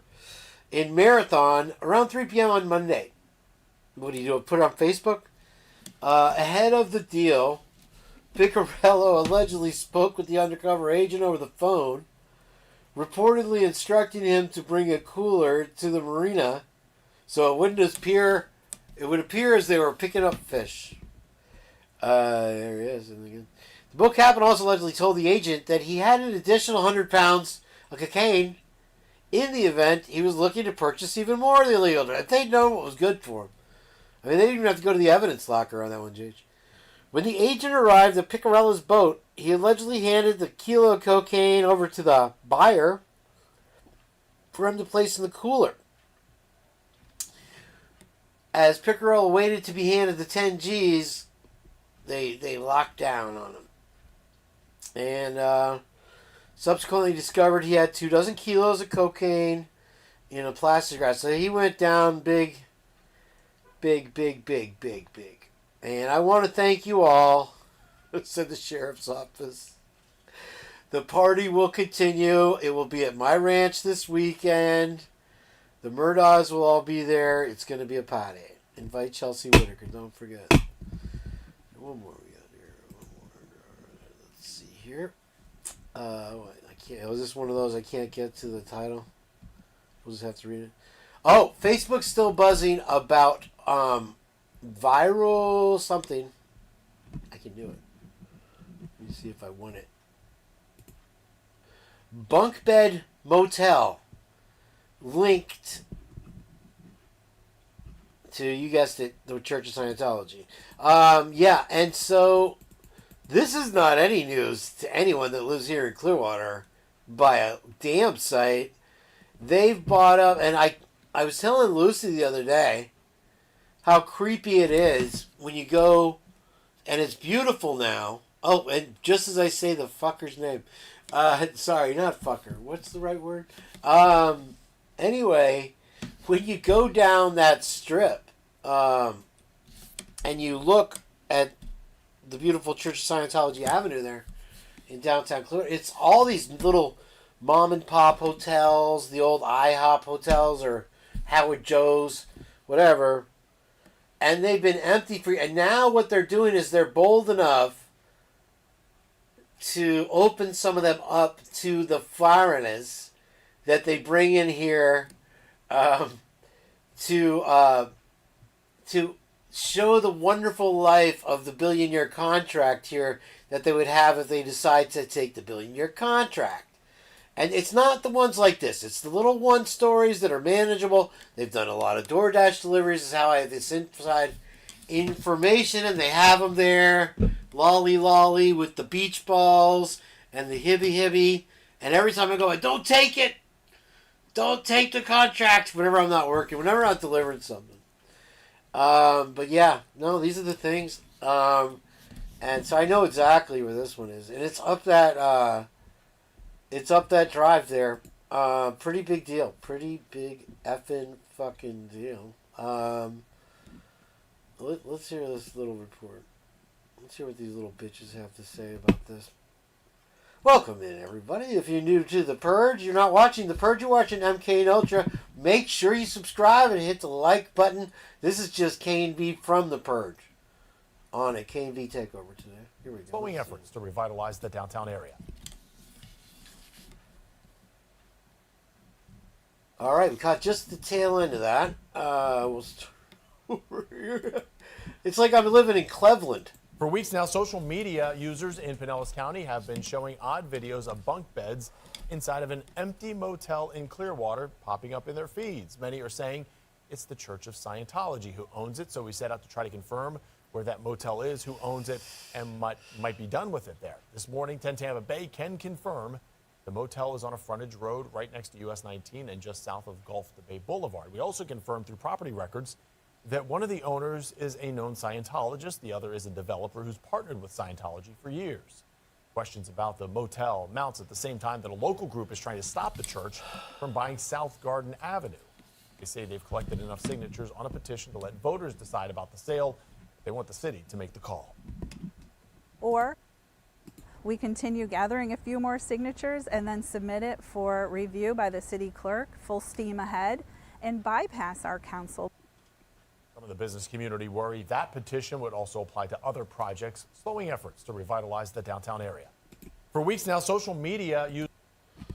So, yeah, it's kind of a big deal because while we're waiting for Jage to return, hopefully, I think he's got a big interview, though, that he's doing right now. Well, I'll let him describe that to you. But let me show you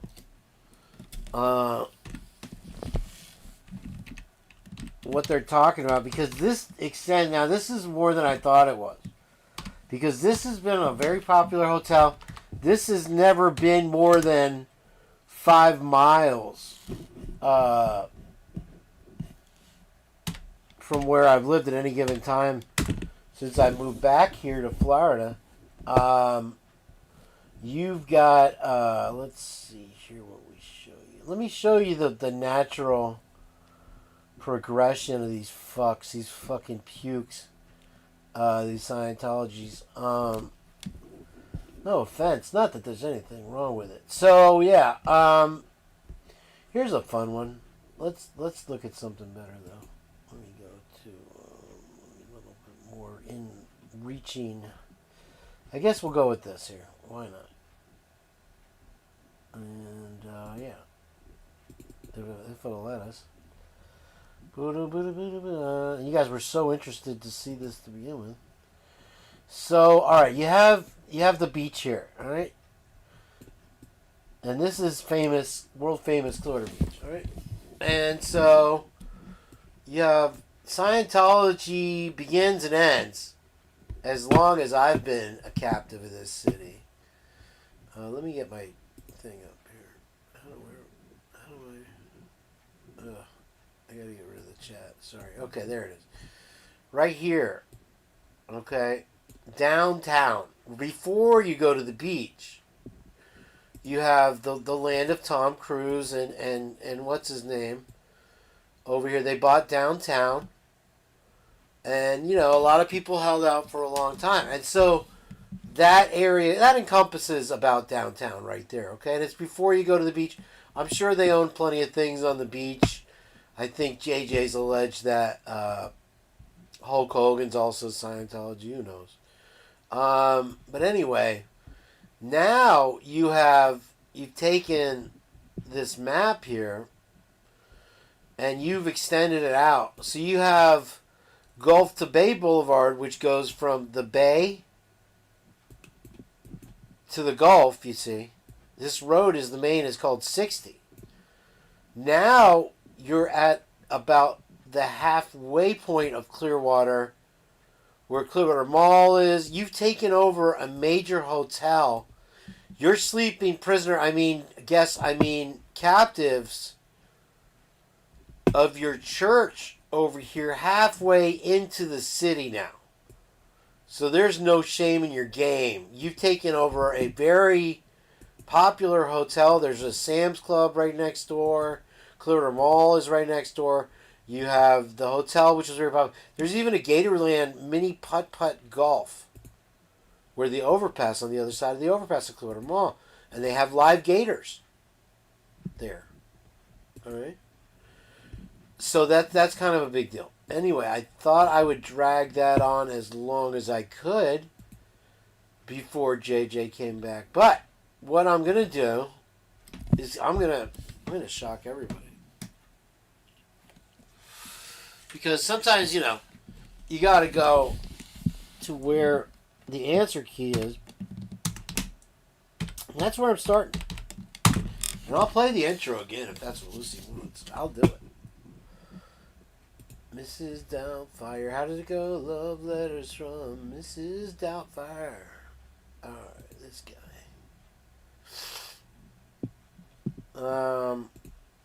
Not that I'm even giving him a break on anything. But since he keeps trolling me, God, leave me alone, Pavarotti. Highlighting my chats from 300 years ago. God. I know, I'm looking extra cute today. I know that. I already know. You have to tell me. But he has the answer key to something. I think this is it right here. And I'm not going to play the video or anything sick like that.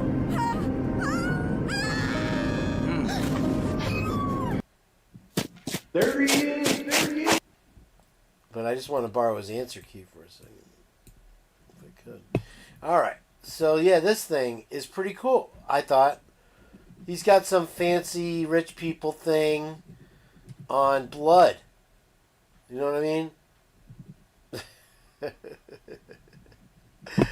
Yeah, well, you know, in the interest of me not copyrighting for playing my song without my permission, I won't call him a prick. He's, you know, him and Lana are really teaming up. But anyway, he's got the answer key here, and I saw it in the things. I haven't, you can see I haven't played the video, so you might have. This is a drop, this is a flow, this is a pool, this is arterial, this is cast off. You know, you get the idea. Now here's the ones that caught me. Pattern transfer, swipe and wipe and spine. And backspatter and expiratory. And then skeletonized like Miss Potts over there. Her bud spatter now, it's not her. I'm going to open up a soda here in a second. Yeah, they probably... Well, it's Pavarotti. What do you want? I forgot a lot.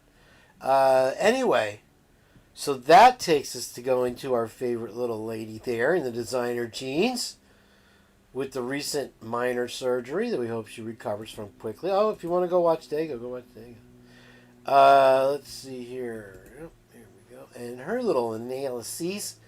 And so we can take a little closer of a look. And I want to look at also... What the fuck is this going on here? Okay, there we go. Sorry. Hopefully we'll have JJ back here in a second, guys. I appreciate you hanging out with your friend Kane B here. And let's go with... what was it? Let's go with the first. This is the first one, I think, here. They need to be identified. I don't care how you do it. I don't care if you have to backdoor their fucking DNA just like you did with Koberger, feds. Do you hear me, FBI? Cash Patel. Sir. Mr. Cash Patel. Somebody send this to Cash Patel. You're head of the FBI, sir. I don't care if the FBI has to take these profiles from IFC and backdoor that shit just like you did with Koberger. Go put these profiles into Prometheus, FBI, just like you did with Koberger. Put the profiles into Prometheus and find out who the fuck they are. It's not that hard. I'm having know what I mean? fun. It's just not that hard.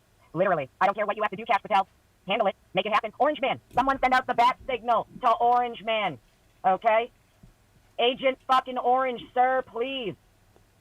Make Cash Patel take these profiles from Idaho State Police. Alright, I got the wrong one. Sorry. Alright, anyway. Which one is it, Potsy? Let's watch a little dollar store minute.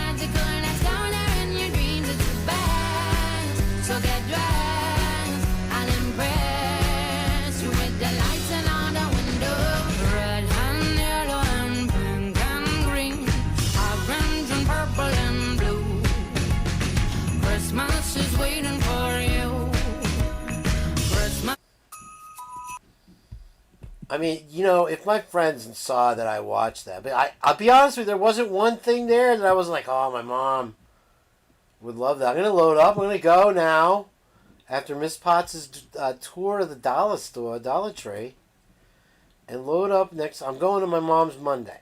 You can't stop me. All right, let's see. It was alive. That's what my problem is. You know what your problem is, Kane? You know what your fucking problem is?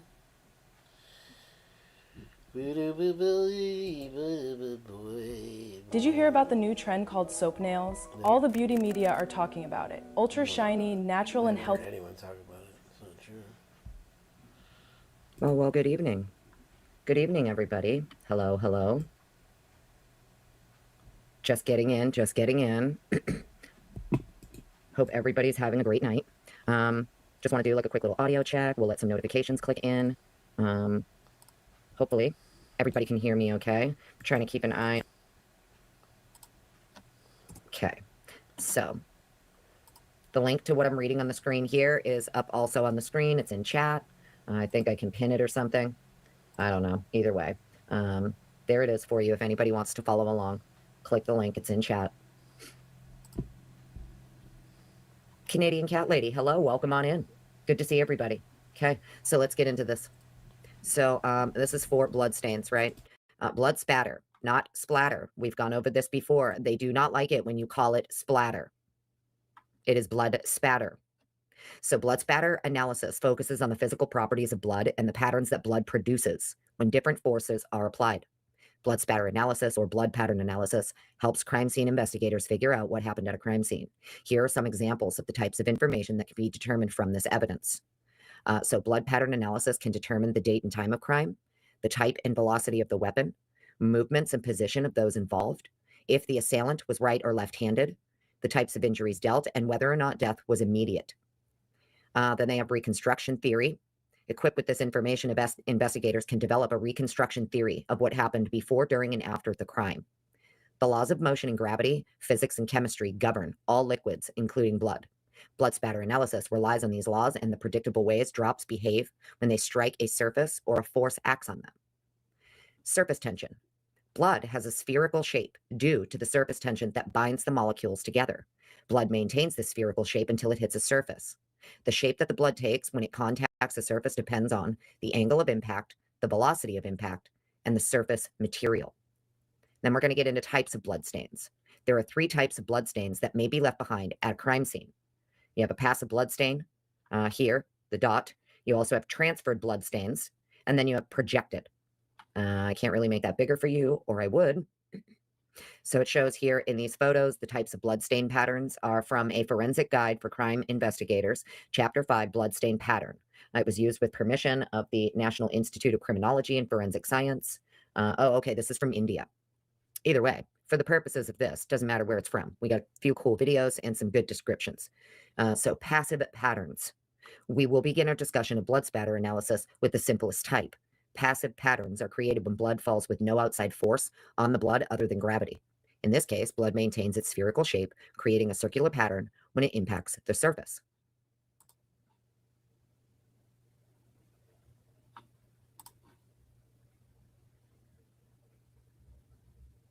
So as you can see there in that very short little video, we'll replay it again.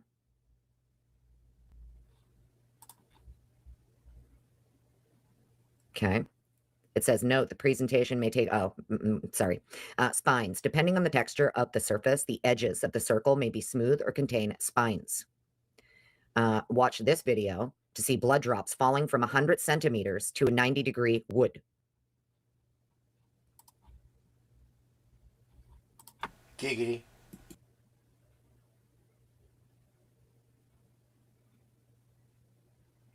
See how it like recoils back in on itself, but all these little spines and tails kind of protrude outward from it.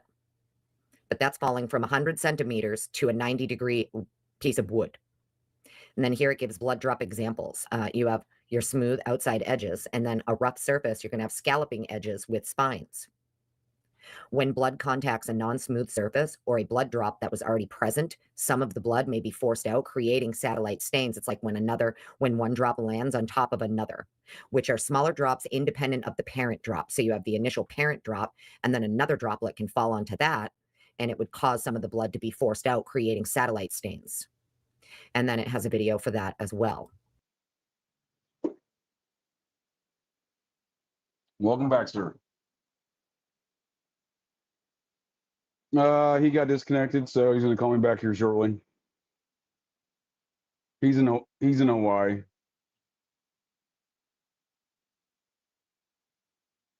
Yeah, wow. You know, we both have signal issues apparently.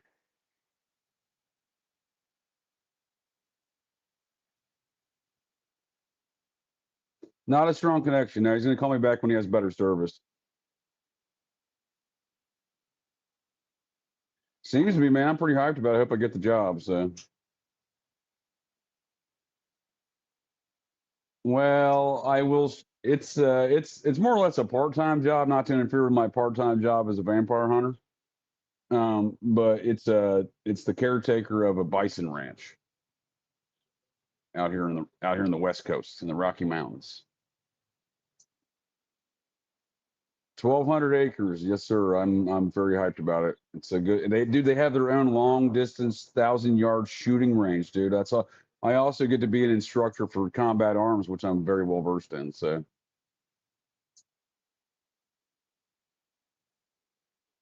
Yeah, it's almost as if it's the perfect job They for me, can't dude. hear me. Like, hey, I was muted the whole time. They couldn't hear me. Oh. I'm an idiot. Oh, well, I applied for a job as a part-time. It's a 20 to 30, 20, 25 hours a week. You know, I get to live on the ranch, and one of my duties is maintaining their new combat arms range they're putting on there, because they do a bison hunt every November there, and they do some other kind of shooting activities there, and so they wanted somebody also who's well versed in firearms and combat arms stuff. And lo and behold, I am a trained sniper from the U.S. Army and the U.S. Air Force, so it tends to work out. Let's continue on your bottled up analysis of the Idaho4. I'm digging everything I'm hearing so far. Yeah, I might have to rage quit again when he calls me back, though, when he gets back. Yeah, that's why I want to get right to the guts. The owner of the ranch lives in Hawaii, so it's, you know. Yeah. He doesn't have great service. Yeah, maybe a little while before you get pulled away. So let's get as much as we can out of you while it's free. Where were we talking last? I think we left off on Jenkins. We were talking about, and then we got. Well, I mean, all of these Muppets, they all know what's going on there on the campus with the drug trafficking and the Greek cultures. They all sit on that drug trafficking task force. What are you drinking? Is that coffee? It is. You're a long coffee drinker, aren't you? You go for the long haul. I love coffee. I've had 2 of them already, and they're espressos. I've been sipping on that. It's my 3rd cup.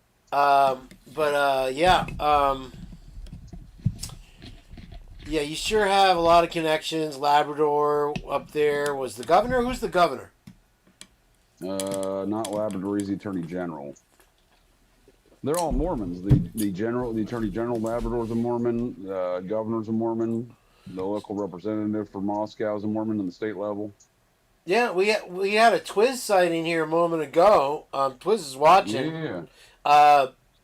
And one thing that me and Twiz are always talking about is that Snake River route that you have, and how that's probably bought out or gone unchecked for decades, and an easy route in with a low Coast Guard naval presence on the West Coast corner there. Zero presence. And you could bring in what you want right into Lewiston on that Snake River. And so when you talk between Lewiston... Wait a second here, sir. If what I'm hearing from what you're saying is correct, the Chapin family, who's been running a long-term, multi-generational South Pacific trade route via a trade company, they could use that same thing in their ships in which to transport other illicit items up the Snake River into the inland areas of Idaho? Is that what you're telling me? I'd have to, let me do some research on that real quick. Chapin, you say? How dare you? Yeah, sir? they're from a multi-generational South Pacific trade company. Mr. Chapin. Harry, right? I forget the exact name of it, but they have some long-term trade routes to the the Indo-Chinese heroin regions, if you will. I'm not implicating them in the matters. I'm just saying, let's just for a hypothetical situation, let's pretend that they were transporting illicit substances on their trade routes, and or other parties were forcing them to, or subjecting them to such matters, right? And not necessarily saying that would be their decisions. Compromised individuals are forced to do compromised things, and that trade route is non-existent as far as law enforcement goes. No one patrols that shit, man. No one patrols the Oregon coastline. They have like two or three Oregon State patrolmen that literally patrol the coastline, and that Coast Guard ain't doing shit along that inner trade route. That seaport in the Lewiston. And that's a fact that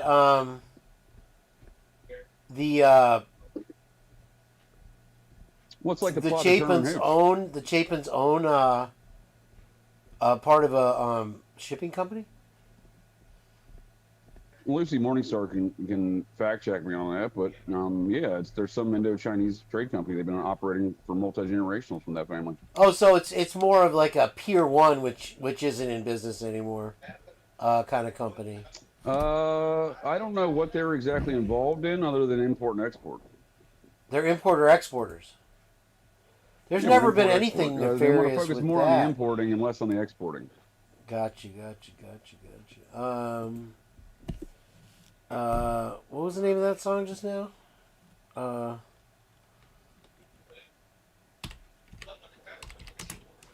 Need some music. But no, I think that speaks to the ability to in that seaport, to the ability to remove any sort of illicit traffic. Humans, drugs, guns, whatever you want to do. And which would make sense why you shuffle your law enforcement that's allegedly not that great around in that general vicinity, isn't it? Exactly. Yeah, dude. How else do you tase a baby and get a job as a captain at another police department?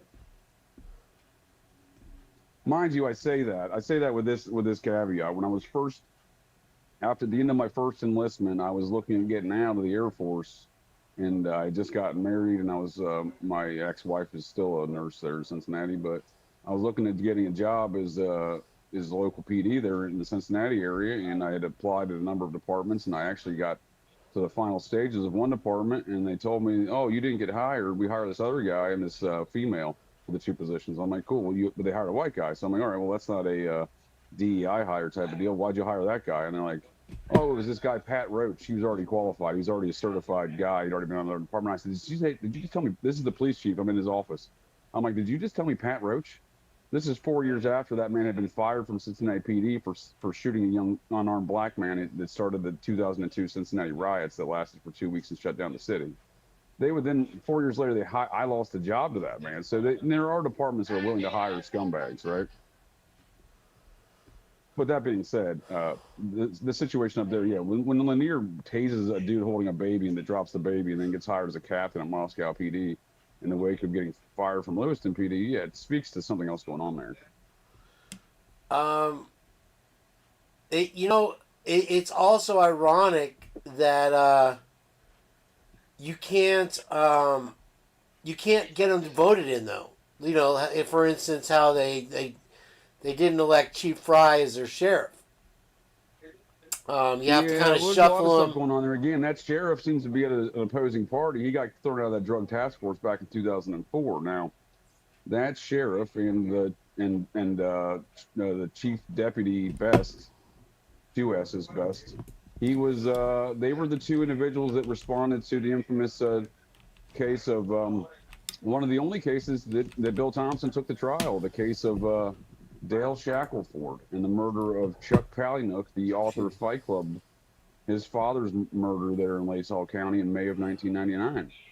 Now, that whole story is mired in all sorts of mystery, not the least of which the lady that was allegedly murked, Dale Shackelford's wife, who was allegedly dating Chuck Palahniuk's father at the time, Fred Palahniuk. They allegedly met on a classified ad, and that's weird. And then he gets murked at her cabin. Well, the woman that was dead in the burnt-up cabin had a uterus, and demonstrably and argued in court by Shackelford's attorneys that there's no way that was Shackelford's wife as a result of the fact that Shackelford's wife had proven, had a hysterectomy, had her uterus removed years prior. Yet Shackelford sits in the same prison today as Brian Now Coburn. a local tax expert He will won do his appeal for to fight the death penalty, but he's $150. still in a life sentence. Now, that case is interesting because Shackelford had a number of mistresses involved. They were all utilized and turned against him as state's witnesses, one of which was from the family of Elohim City. You know, Elohim City of the infamous, Oklahoma City bombing and all those Nazis down there in Oklahoma, Missouri regions, right? Which is where Shackelford originates from. He was a convicted kid dealer in Missouri prison before he was a truck driver of allegedly milk. And he had an interesting CDL license in which he could transport chemicals. He was allegedly transporting milk in his trucking company, and that's what got him up to Latell County in the first place, right? The whole thing is crazy, but the connections with all these Nazis from Idaho all the way down to Elohim City, from the Aryan Nations compound Elohim City. Why is a Millar family, from the family down there at Elohim City that started and runs that place, why is she one of his mistresses, and why is she used the state's evidence against him? And then, so she was initially charged, shaken down, and they're like, look, if you don't testify against him, we're going to charge you. And then they did that to a number of folks. Again, I argue that was Bill Thompson's plan with Brian Koberger's family. If he's not going to take the plea, we're going to charge his family based upon that phone call he made that morning as accomplices after the fact, which is what he did in the Shackelford case. Well, I mean, the only thing that just rings true in my brain is look at Ruby Ridge. They love the families down there in Idaho. They're and yeah, you couldn't ask for more connections in that way. FBI, if they'd had Homeland Security or ATF at that point, I'm sure they would have been involved too. And if Bill Thompson could have got his dirty little cock in that fucking shit, it for sure would have had That's my point. They're all no, that's my point though. All these people are involved. It's one big spook soup up there, man.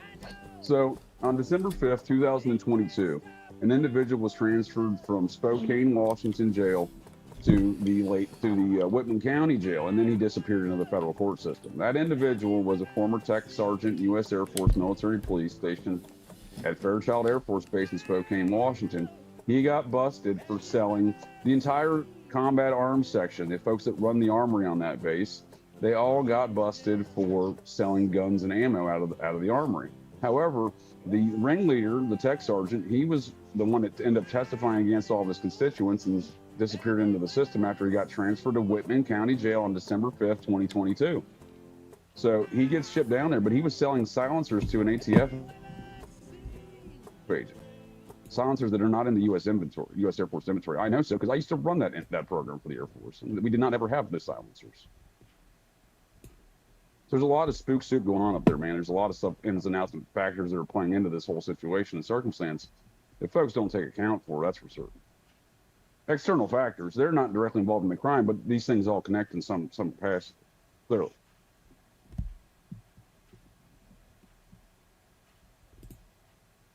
Let's hear this one.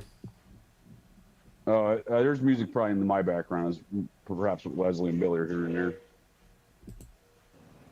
Unless you're playing CCR. Are you playing CCR? Yeah, you are. I don't mind. But yeah, I gave you a little backing track. It was nice. I like some CCR.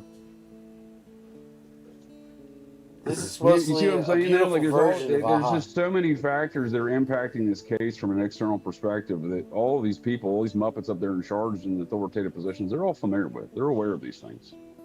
Again, I argue those individuals that entered the murder home back in or about December 8th of 2022, those individuals that were alleged to be U.S. Marshals, I suspect they are U.S. Marshals. And I suspect they were U.S. Marshals assigned to the Eastern District of Washington, who reports directly to the U.S. Attorney for the Eastern District of Washington.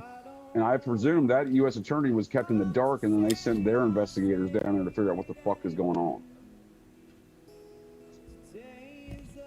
That's the same thing that happened in Guyana town there. James Jones. They actually killed the senator, right? Not dissimilar. Not dissimilar, in fact, because you have so much spook soup going around that whole situation as well. And then in the nature in which they addressed the cover-up. Wow, that makes sense now, too. Wow. Yeah, there's a wake of bodies in Jonestown, from the Jonestown affair in French Guyana there, that stretches from there all the way to San Francisco. You might be familiar with how Dianne Feinstein got into office. Are you familiar with that story? I was in San Diego at the time. I wasn't following politics. I do know the Betty Broderick case backward and forward. I could tell you about that. Well, there's a fellow by the name of Dan White, former SFPD guy turned council member there in San Francisco. He walked into then Mayor Moscone's office, I think it was his name, and then Harvey Milk, you know, the gay councilman member, and murked them both, right? So Dianne Feinstein was the lieutenant mayor at the time. She had run for mayor in other offices numerous times, never been elected. She was appointed lieutenant mayor. Then on the wake of the murder of by Dan, so there was connections between all of the politics in San Francisco at the time with all these individuals, including Feinstein and Jim Jones, right? That's the guy that I fought the law and I won. He killed the guy live on TV. No, Dan White's the guy who claimed that he ate a Twinkie and that he had a sugar high and it caused him to murk these people. He spent a few years in a mental asylum, didn't get convicted of murder, and then he died. Was he a former cop or not? Yeah, he was a former SFPD guy, yeah. Yeah, that's who I'm talking about. The Dead Kennedys wrote a song, well, rewrote I Fought the Law Won. They wrote it, I Fought the Law and I Won. And that song was about him. I was unfamiliar with that. I'll check that out. Yeah, it's a good song. I like the Dead Kennedys. You know, they mix like flamenco and punk and whatever you can throw in there. They got a bad rap with the Nazi thing though. But anyway, I'm just, there's a lot. So all what I'm getting at is, using that as an example, we're propagandized with a certain storyline and narrative, but there's a lot more to those tales, right? So Jim Jones, before going to French Guiana, he set up shop in Ukiah, California. Ukiah, California would later become a hotbed for satanic ritual abuse of children in and around the allegations of numerous daycares in Lieutenant Colonel Michael Aquino, psychological warfare special forces officer of the U.S. Army, and head Satanist. Wow, way ahead of their time. Way ahead of their time, these guys. Minnesota was barely a city at this time. Well, I mean, I think these things still proliferate. Why would they stop if no one stopped them? Why would these things stop? Right? Like I said, the network across the country is slowly unraveling. It's falling apart. It does seem to be strongest. And one would say Georgia, one would say Texas, but they're falling apart first. You have Idaho. You know what I'm seeing, and I'm just noticing this. I think you make a good point. I want to interrupt you because I love to do that, but I think you make a good point, sir, because they're strongest in the nation of Deseret. Many folks think the Mormons they were part of America. The Mormons left America. They went and formed their own nation of Deseret. And in doing so, then they began recruiting individuals from Europe, like Scott Green's ancestor Green was one of those recruits. Dylan Mortensen's ancestor Mortensen was one of those recruits. My favorite private investigator from the Human Being Corporation, Jason Jensen, his Jensen ancestor was one of those same recruits. All of these individuals were on the same wagon train from Europe to Deseret through the nation of America. Outrageous, when you look at the Washington Monument, the giant dick statue in honor of my forefather George Washington, one he never requested or asked for, in his will, last one testament, he's like, hey, he never said, hey, I want you guys to build a giant dick statue in my city. That never happened. So, nonetheless, if you look at that, there's a block for every state in the union. There's not a block on that giant dick statue, that obelisk, the Washington Monument for the state of Utah. It says Deseret, because these people do not live in America. They live in the nation of Deseret. And you couldn't ask for more stories about mounds if you were the Almond Joy people lately. You want a mound story, do you? All right. But no. Let's stay on task here while we still got you. What you're saying is, from tale to tale, from story to story, you have a rearrangement of the same cast of characters.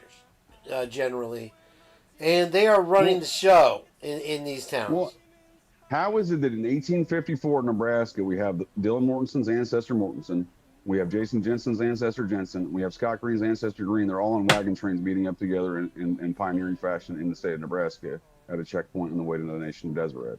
How was that possible in 1854? And all of these individuals are circling around the actual murder scene and propaganda, and I would argue pulling the strings in Scott Green's case around these matters of the Idaho4 in the year 2022. That's 100. I'm not Asian, but I do math pretty well. That's 168 years later, friend. How does that happen? You know what I mean? I feel you, Vern. So back to our general quarters here. We have people in position that are holding different position than it would appear their name tag badge says. I would agree with you. They have ulterior motives. Ulterior motives, indeed. For example, Dylan Mortensen's grandfather Mortensen was the chief legal counsel for the Internal Revenue Service in the state of Utah. And if you folks don't know, the Internal Revenue Service main center of operations is out, I believe, out of Sandy, Utah.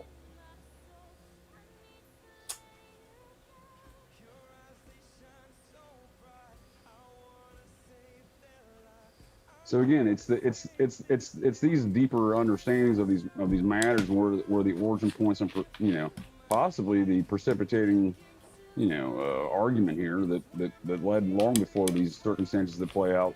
What I'm saying is that there's one's a result, one's a symptom of a larger issue, right? And I think that's what we're looking at, as a symptom of a larger issue. Right. Well, the thing is when you have a task force, a 4-county task force like this, you have the opportunity when you're in the business to eliminate your competition. Not, and this helps you to keep things quiet. In other words, right? Would you agree on that so far? I don't disagree. And then, go on. I'm listening. Go ahead. I don't disagree. Let's see here. Let me I like the music in the background here. Oh, I can't hear it, but please keep playing the the Creedence. fans I like at it. home. What about the Creedence? You want more Creedence? I'll do some more Creedence. Sorry, man, we couldn't recover your Creedence tape. Sorry, bud. What's that from? Didn't know it's Lebowski. He's asking the cops, he's in the Creedence. He was worried about his tape being still there in his car when he got his car back. Oh, right. That's good. Let's see. Have you ever seen The Rain? What's this one? Lodi. Let's check this out. Well, you get a commercial? No? Okay, cool. Where were we? My point is, what's keeping let me interrupt you for fucking once here, sir. How dare you? How dare you? Listen here, pal. Get yourself a hula burger and sit back. I think we can narrow it down just a wee little bit as far as a whole county goes. I mean, in the bigger picture, you're gonna have the state of Washington. You're gonna have Idaho, which is just a fringe little titty of Idaho right there, right in Latah County, and just below in Lewiston, where you're getting everything. So this now becomes a major hub in that regards. You know what I mean? I think so. I mean, look at the geographical location with the highways as well. So if you were to bring some stuff into Lewiston, you have interstate routes to go in every direction, basically. And all this time they have us focused on a white Elantra, of various year and color. Well, there's never been a white Elantra, right? There was never, we know that now with all the release of the other video footage. We can now demonstrate what we all presumed before based upon the available evidence that they were bullshit.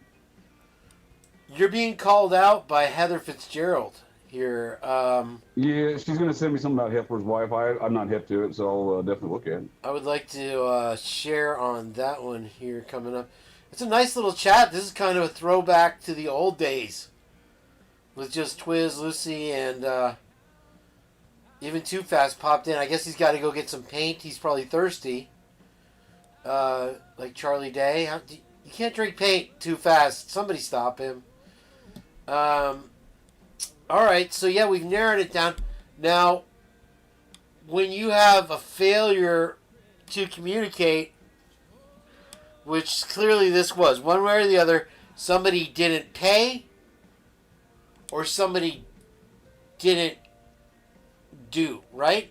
One or the other, somebody fucked up and somebody had to pay the price, and then they thought that they could just throw magic dust and sprinkle a little bit of crack on it, and then everything would go away. But obviously they've run into a problem because, I mean, all the lies that every other channel I watch more or less are talking about are stuff we and Lucy and I and everybody else had covered 2.5 years ago ad nauseum. And so it's exciting.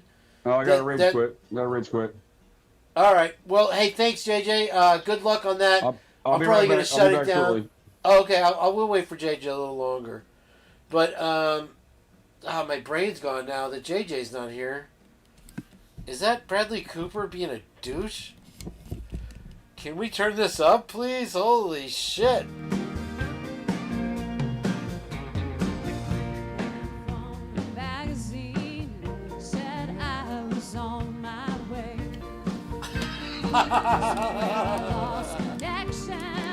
It's amazing with the way I look that I'll say anything negative about it.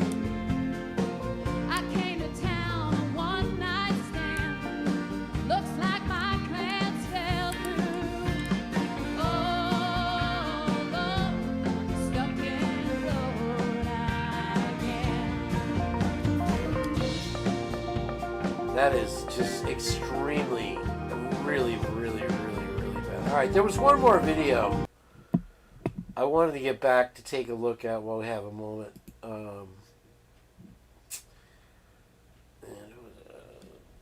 Believe it or not,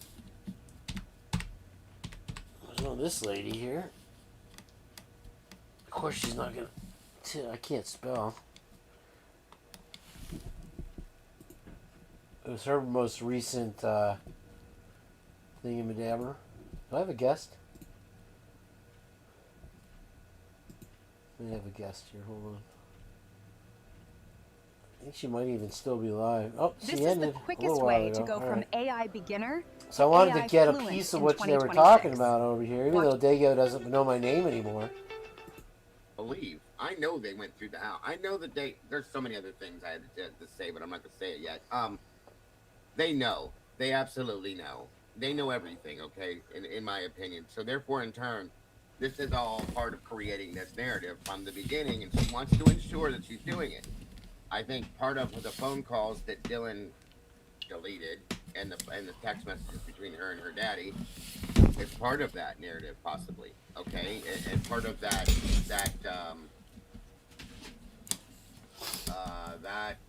direction was given to her via those phone calls, possibly. Well, and same with Bethany. There has to be a reason. There has to be a reason of why they called 911 when they did. And if it's not because you know anything happened to your roommates, because you don't, you're not supposed to at this point. If the narrative is true, Hunter hasn't told you anything yet. Say it was an So accident. what's another option? You were told to call at this time. Or you were told to wait till a certain time. Well, you mean for real or for the reason why? Why they called when they did? Why did they call? All right, this is not what I was looking for. I don't know what they were doing with this guy. Okay, I guess we're getting an explanation on what swabs are and what splatter is and spatter and all that shit. So let's see. I think part of this was what I wanted to see. Or more importantly, not getting contamination on yourself. So there's really 3 different types of stains we're going to talk about in this presentation, although in real life situations there's several. Have you seen officers do that before? Like when you respond to a scene, are they gloved up like that in a bloody crime scene? Or was he EMS too? He did both, yeah. He was fine. Yeah. Yep. It was nice. I liked having him out there because I can say whatever I want to you guys, and that's fine. But to have somebody come up and reiterate the same things I've said, that kind of puts it in its skills that it's real. You know what I mean? So. Mm-hmm. Hello, Sasha Rogers. The investigator should have took your direction and went to a professional. Right. Yeah, I'm saying, isn't it? All right. So let's see what he's going to say about these boxes.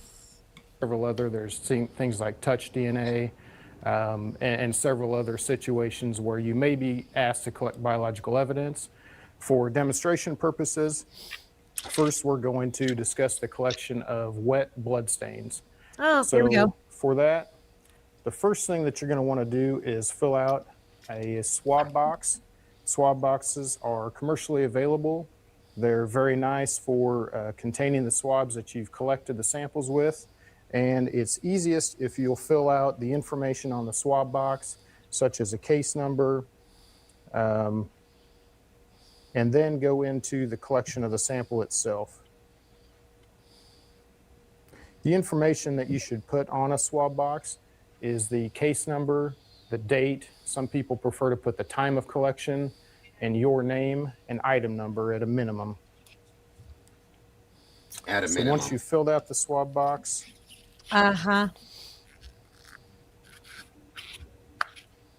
which is probably what they would go do. ahead and close the one end and prepare it for collection.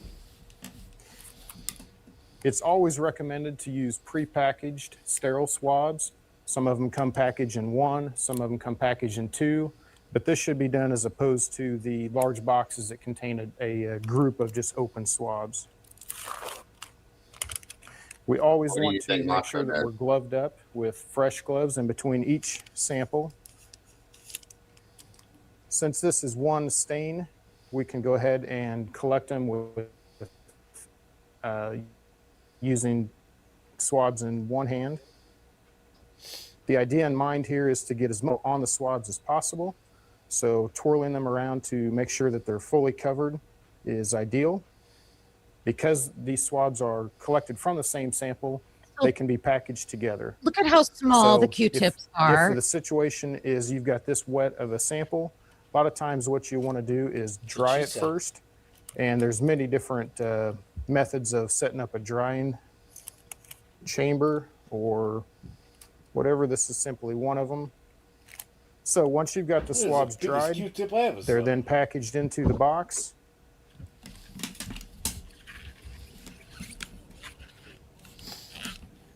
And the box is then placed into paper packaging of some sort, either a sack or an envelope, sealed up and labeled.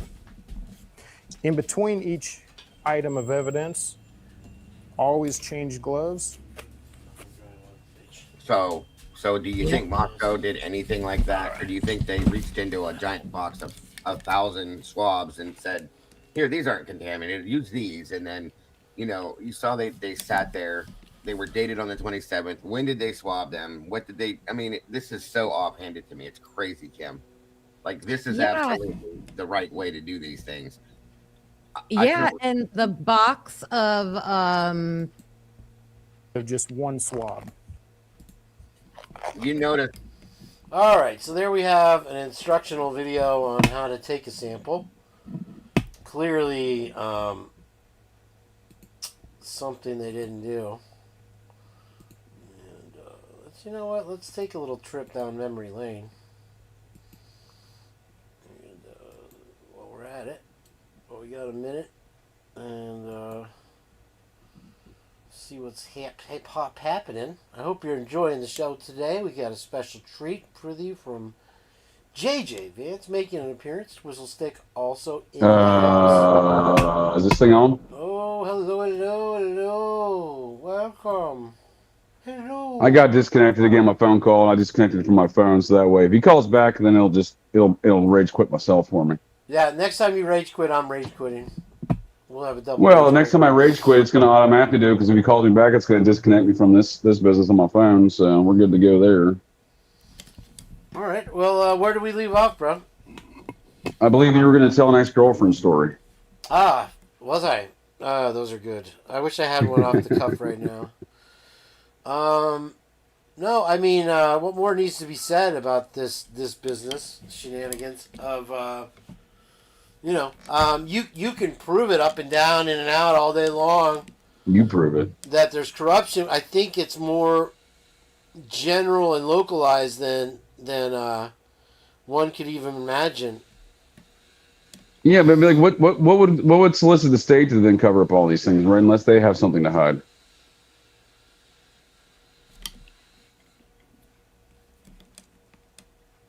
You know, your Labradors, your governors. Why are they playing along, right? Right. Yeah. You have them literally going to the House and enacting and creating a new law to make sure the death penalty gets invoked in this case of zero evidence and zero accountability. But they can pass a law in 64. Yeah, I mean, they lack accountability for a long time there, right? There's just no accountability there, is there? They didn't wait a moment. They didn't wait a moment to burn the bodies. They didn't wait a moment to tear down the house.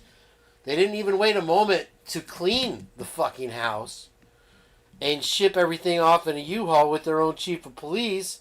And you notice that they didn't pay some DoorDash driver to get in that U-Haul. They had the chief of police himself moving the shit that nobody wanted in a hurry out of that house so the families could have it right away, you know. And he had a shit-eating grin on his face too, right? This is the same day they announced to the world.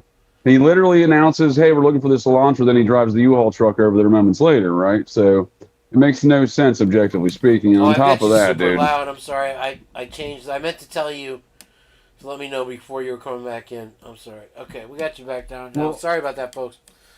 Here's a question. Everyone wants to question Ann Taylor's actions, and I'm beginning to question myself due to the lack of any response of anything in these matters in the aftermath. It's just it's not what I would expect. You know, the lack of any action or statements or anything, right? So my point there is, how did she get assigned in the first place? So according to the laws, we've talked about this before, and according to the laws of the state of Idaho, you have to have a hearing of indigency. I can't pronounce that word right now. Indigency. There we go. Took me a minute. She got assigned the moments after he's arrested in Pennsylvania, so he never had a hearing. She gets assigned. Her first order of business is to stop destruction of that home. But is that just part of the whole charade? Dagooch. Yeah, there's another name. There's another player. Yeah, it's a cast of characters. It seems to roll around the Pacific and Midwest like a spirograph made of razor blades. You know. But would you agree though, in regards to Ann Taylor, it's strange that she gets assigned as his defense counsel without a hearing of indigency to see that if he is eligible for such public defense counsel? And then you've got the valves shut off from the outside, disbarring and letting anybody from outside counsel. And, you know, right. I've heard people... They bring in some interesting characters. I mean, they bring Becca Barlow in from, San Francisco, right? Right. And, you know, one of the things I've long wondered what the disposition of, we still don't know, is the testimony of Danielle Wolf, the Wolf. So she's a Florida medical examiner. She testified in closed hearings, I believe, in November of 2024. And she was the medical examiner and DNA expert on the Orenthal James Simpson case for the defense. That O.J. Simpson case, it's so sticky to this fucking case. It gives me the creeps. It really does. I mean, you brought to my attention, sir, one of the most high weirdness aspects of it all is the name of the reporter, the fake reporter, and of Lewis and Clark College here in Lewiston, is the same name of the reporter that dies in the O.J. Simpson case in a similar one car vehicle or two car vehicle accident. Oh, unbelievable in hindsight, that one. But I mean, just the firm and shit alone. You know, yeah, dude, but how do you have the name of the same reporter outing both cases across decades and they both die in vehicle accidents? Yeah, well, I mean, we've already forgotten about Luigi Mangione in Pennsylvania and the eyebrow and the whole fucking thing over there. And then, Charlie Kirk, we? you know, you want to add them up. Everything is fucking, and people are able to call it now because you can almost Babe Ruth anything now, and just call your shot, and it's fucking gonna come true. You know. I'll tell you the reason why we don't know much about the Mangione case, and there's more to that story, is the Mangiones go back decades with Nancy Pelosi's family, the D'Alessandros. Her maiden name is D'Alessandro. They've run the city of Baltimore for decades. Her brother and her father were both mayors of Baltimore. The D'Alessandros and the Mangiones go back decades. In fact, Luigi Mangione's grandfather, his business and country club was saved by Pelosi's brother, D'Alessandro, over some criminal activities. So, a lot more to all these tales, bud. You know, one little dangling loose end we might still have eaten at us is that Moonstone Bank thing. I think that's the most central figure portion of all of this, because the more I look into it, Scott Green is all over that FTX situation. And then you have, what is it, HEX at the center of the case, practically. Well, that's true. They got brought up on similar charges as FTX. Richard Hart, I believe, was the Hex guy. He ended up, they dropped the charges later. But my point there is FTX got Sam Bankman-Fried. They never got charged for money laundering and cash for crypto out of that Moonstone Bank. All charges he's under have no relations to those activities. Yet demonstrably on paper, and even the feds and the FDIC have made comments, they violated a number of laws. 0 charges. Which, you know, just as easily could be as unrelated as related. But when you also have the collapse, I don't see how. Happening on Wednesday, going on Friday, yeah. Scott Green's firm is the one that handled the merger that failed, that caused the FTX to file bankruptcy and some corporate, arbitrage with a Chinese Bitcoin or Chinese cryptocurrency exchange named Binance. It was the fallout of that merger on November 9th, that on that Wednesday, right? Then Dylan Morton's, it's the sequence of events that's really telling to me. And then the next day, so Scott Green's former law firm is handling that merger. Those are their clients. They're long-term clients, both Binance and FTX, back to when Scott Green was there as the head of that firm. So they're handling this merger. It falls out. The next day, Dylan Mortensen travels to Rathdrum, Idaho to invite Kaylee Gonzalez back to campus. That's Thursday. Then Friday they go out and party to this party that she's invited back to that never existed. She's supposed to be a +1 to a party they never went to. None of the story makes any sense. It's a sequence of events that it's telling. The whole world on that Friday learns that FTX was purchased, this small rural bank in Farmington State Bank in Farmington, Washington. And then they changed it to Moonstone. And the whole world, including all the regulators, learned how many violations of how many banking laws have been done here, because there are some pretty strict laws about mixing cash and crypto under the same roof. They can't do it. So they violated so many laws, and that's what I'm saying. It's all Scott Green's all over the situation, but it's a sequence of events. It's the corporate arbitrage, because Binance bought up all of FTX's coin, right? And they said, surprise, motherfucker, we're not going to buy you out. We own all your shit. And Scott Green's firm's in the middle of all of that. The head of the mergers quits on Friday, the same day, and they're on November 11th. The head of the mergers of that corporation has quit. This is the largest corporate law firm in the world. He quits. And again, the whole world finds out. No one's held accountable. Sam Bankman-Fried sits in jail today. He's appealing his convictions. He's not even convicted for any of these charges. And all of the money launderers that he's connected with, his partner Jean Chalopin, the creepy French guy that he bought that bank with, the inventor, the guy who created the cartoon Inspector Gadget, and he's a money launderer dating back to BCCI and the Iran-Contra scandal, and so is Leon Black. Jeffrey Epstein's buddy, Leon Black, who Scott Green went in league with, in which to purchase the University of Phoenix. That's who owns the University of Phoenix, was Leon Black. Oh, really? Interesting. And he's a convicted money launderer dating back to BCCI and Iran-Contra, and friends with Jeffrey Epstein. Leon Black is currently under investigation by U.S. Congress. He's paid out over $200 million to Epstein victims of his own money. Boing, yoing, yoing, yoing, yoing. Ain't So that Moonstone fucking... Bank is the central point in all of this, in my opinion, and Scott Green. I think that's the precipitating event that caused the murders in the first place, because the whole world found out about all this money laundering. They had to wrap up the operation. When you wrap up an operation, if you have loose ends and liabilities, well, those things get taken care of. And when the merger falls out on Wednesday, Dylan Mortensen goes out on Thursday, invites Kaylee back to campus. They go to a party that she's supposed to be +1 on that never exists on Friday, the same day that FTX files emergency bankruptcy and learns, the whole world learns of all these criminal hood rat shit activities out of Moonstone Bank, aka Farmington State Bank. Well, that would then cause a lot of things to get wrapped up pretty quickly that weekend, including the murking of any liabilities, such as the victims in this case. Trippy, dude. Wow. And Scott Green's got his grubby hands all over it. Not to mention he's the butt-chugging champ from whatever fraternity he was at from 1984. Well, butt-chugging champs have to maintain their titles.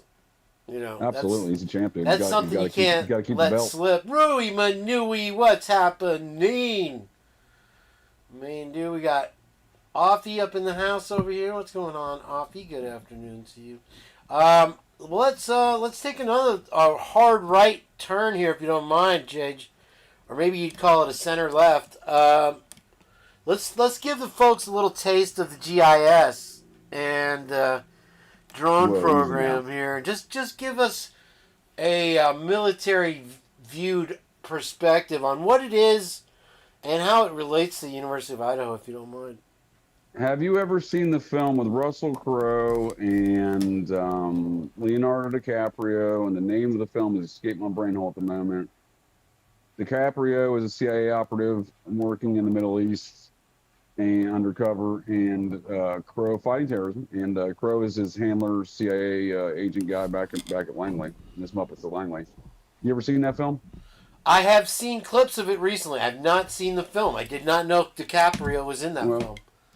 One of the plot lines is DiCaprio's got to get a phone to this one guy so that, you know, and then they later use a drone to murk that guy, I believe is how the plot line goes, if I remember correctly. So this technology you're describing has long existed, because I believe that film was 2009. Yeah, it's a very old technology that the University of Idaho was using in conjunction with its drone program. Well, the University of Idaho is almost exclusively funded by a large volume of grants from the federal government across a spectrum of activities, so it wouldn't surprise me. Body of Lies, thank you, Twiz. Good movie. Body of Lies, okay, that's what it's called. I'll check it out. I'll watch it tonight. I don't have a whole much time here, Jade. I'm gonna take a nap and get ready for the shift tonight. I want to thank I got to punch everybody. anyway. I got 25 minutes from my medical. I got to leave for my medical appointment. So yeah, I know you're a busy guy also as well. I want to thank everybody for joining us, and what an exciting day! The Purge and Operation GCD back together. International connection here. Thanks for coming on, Jade. Yes, sir. Thank you. I certainly enjoy thank more you, of this. Purgers. Yeah, it's a good. It's a nice, comfortable environment here. We can do as we please. There's no censorship worries and all that shit. So we can just kind of focus. Yeah, but you see what I'm saying as far as the current discourse in the Idaho4 community on the interwebs. Like, no one's talking about these things except for us here at the Purge. Absolutely, bro. Well, like I said, we're this blessed stuff's not enough. relevant. I would dare you to explain to me how none of this is relevant. How is Scott Green's relation to this money laundering crypto operation out there? How is that not relevant to these affairs when we look at the timeline of events, right? It's all about the timelines, James. It's all about the timelines.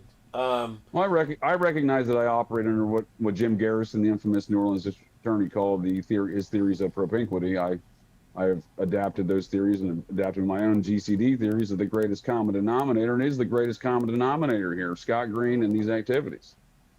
Without a doubt. Without a doubt. He's a dirty butt-chugging whore, allegedly. Big time. Well, should I fly us out? Let's do it. Is that what we do? When are we purging again, by the way? We starting a regular purge again? What I promised you a Tuesday. I'm going to give you a Tuesday. You mentioned a Tuesday. That's what I'm saying. We're doing Tuesdays now? I can do Tuesdays. Hold on. The earpiece came out. Let's fly us out. I wish I had a little Van Halen Blue Angels music for you guys. Ooh, how about Panama? To play. Let's see if we can't I'm not in Panama, but I'm, you know, close enough. Shit. Oh, fuck. Remote control down. Remote control down.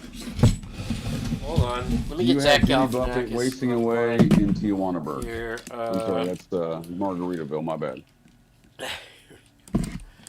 Yeah. Just, you know, picture your best Van Halen song, guys, and go with it. And, oh, I'm going to crash. I'm so going to crash. I'm not going to crash. I'm not. He is all the way down there. There we go. Up, up, up, up, up, up. Up, big boy. Up. He ran out of steam. All right, that was our big fly out.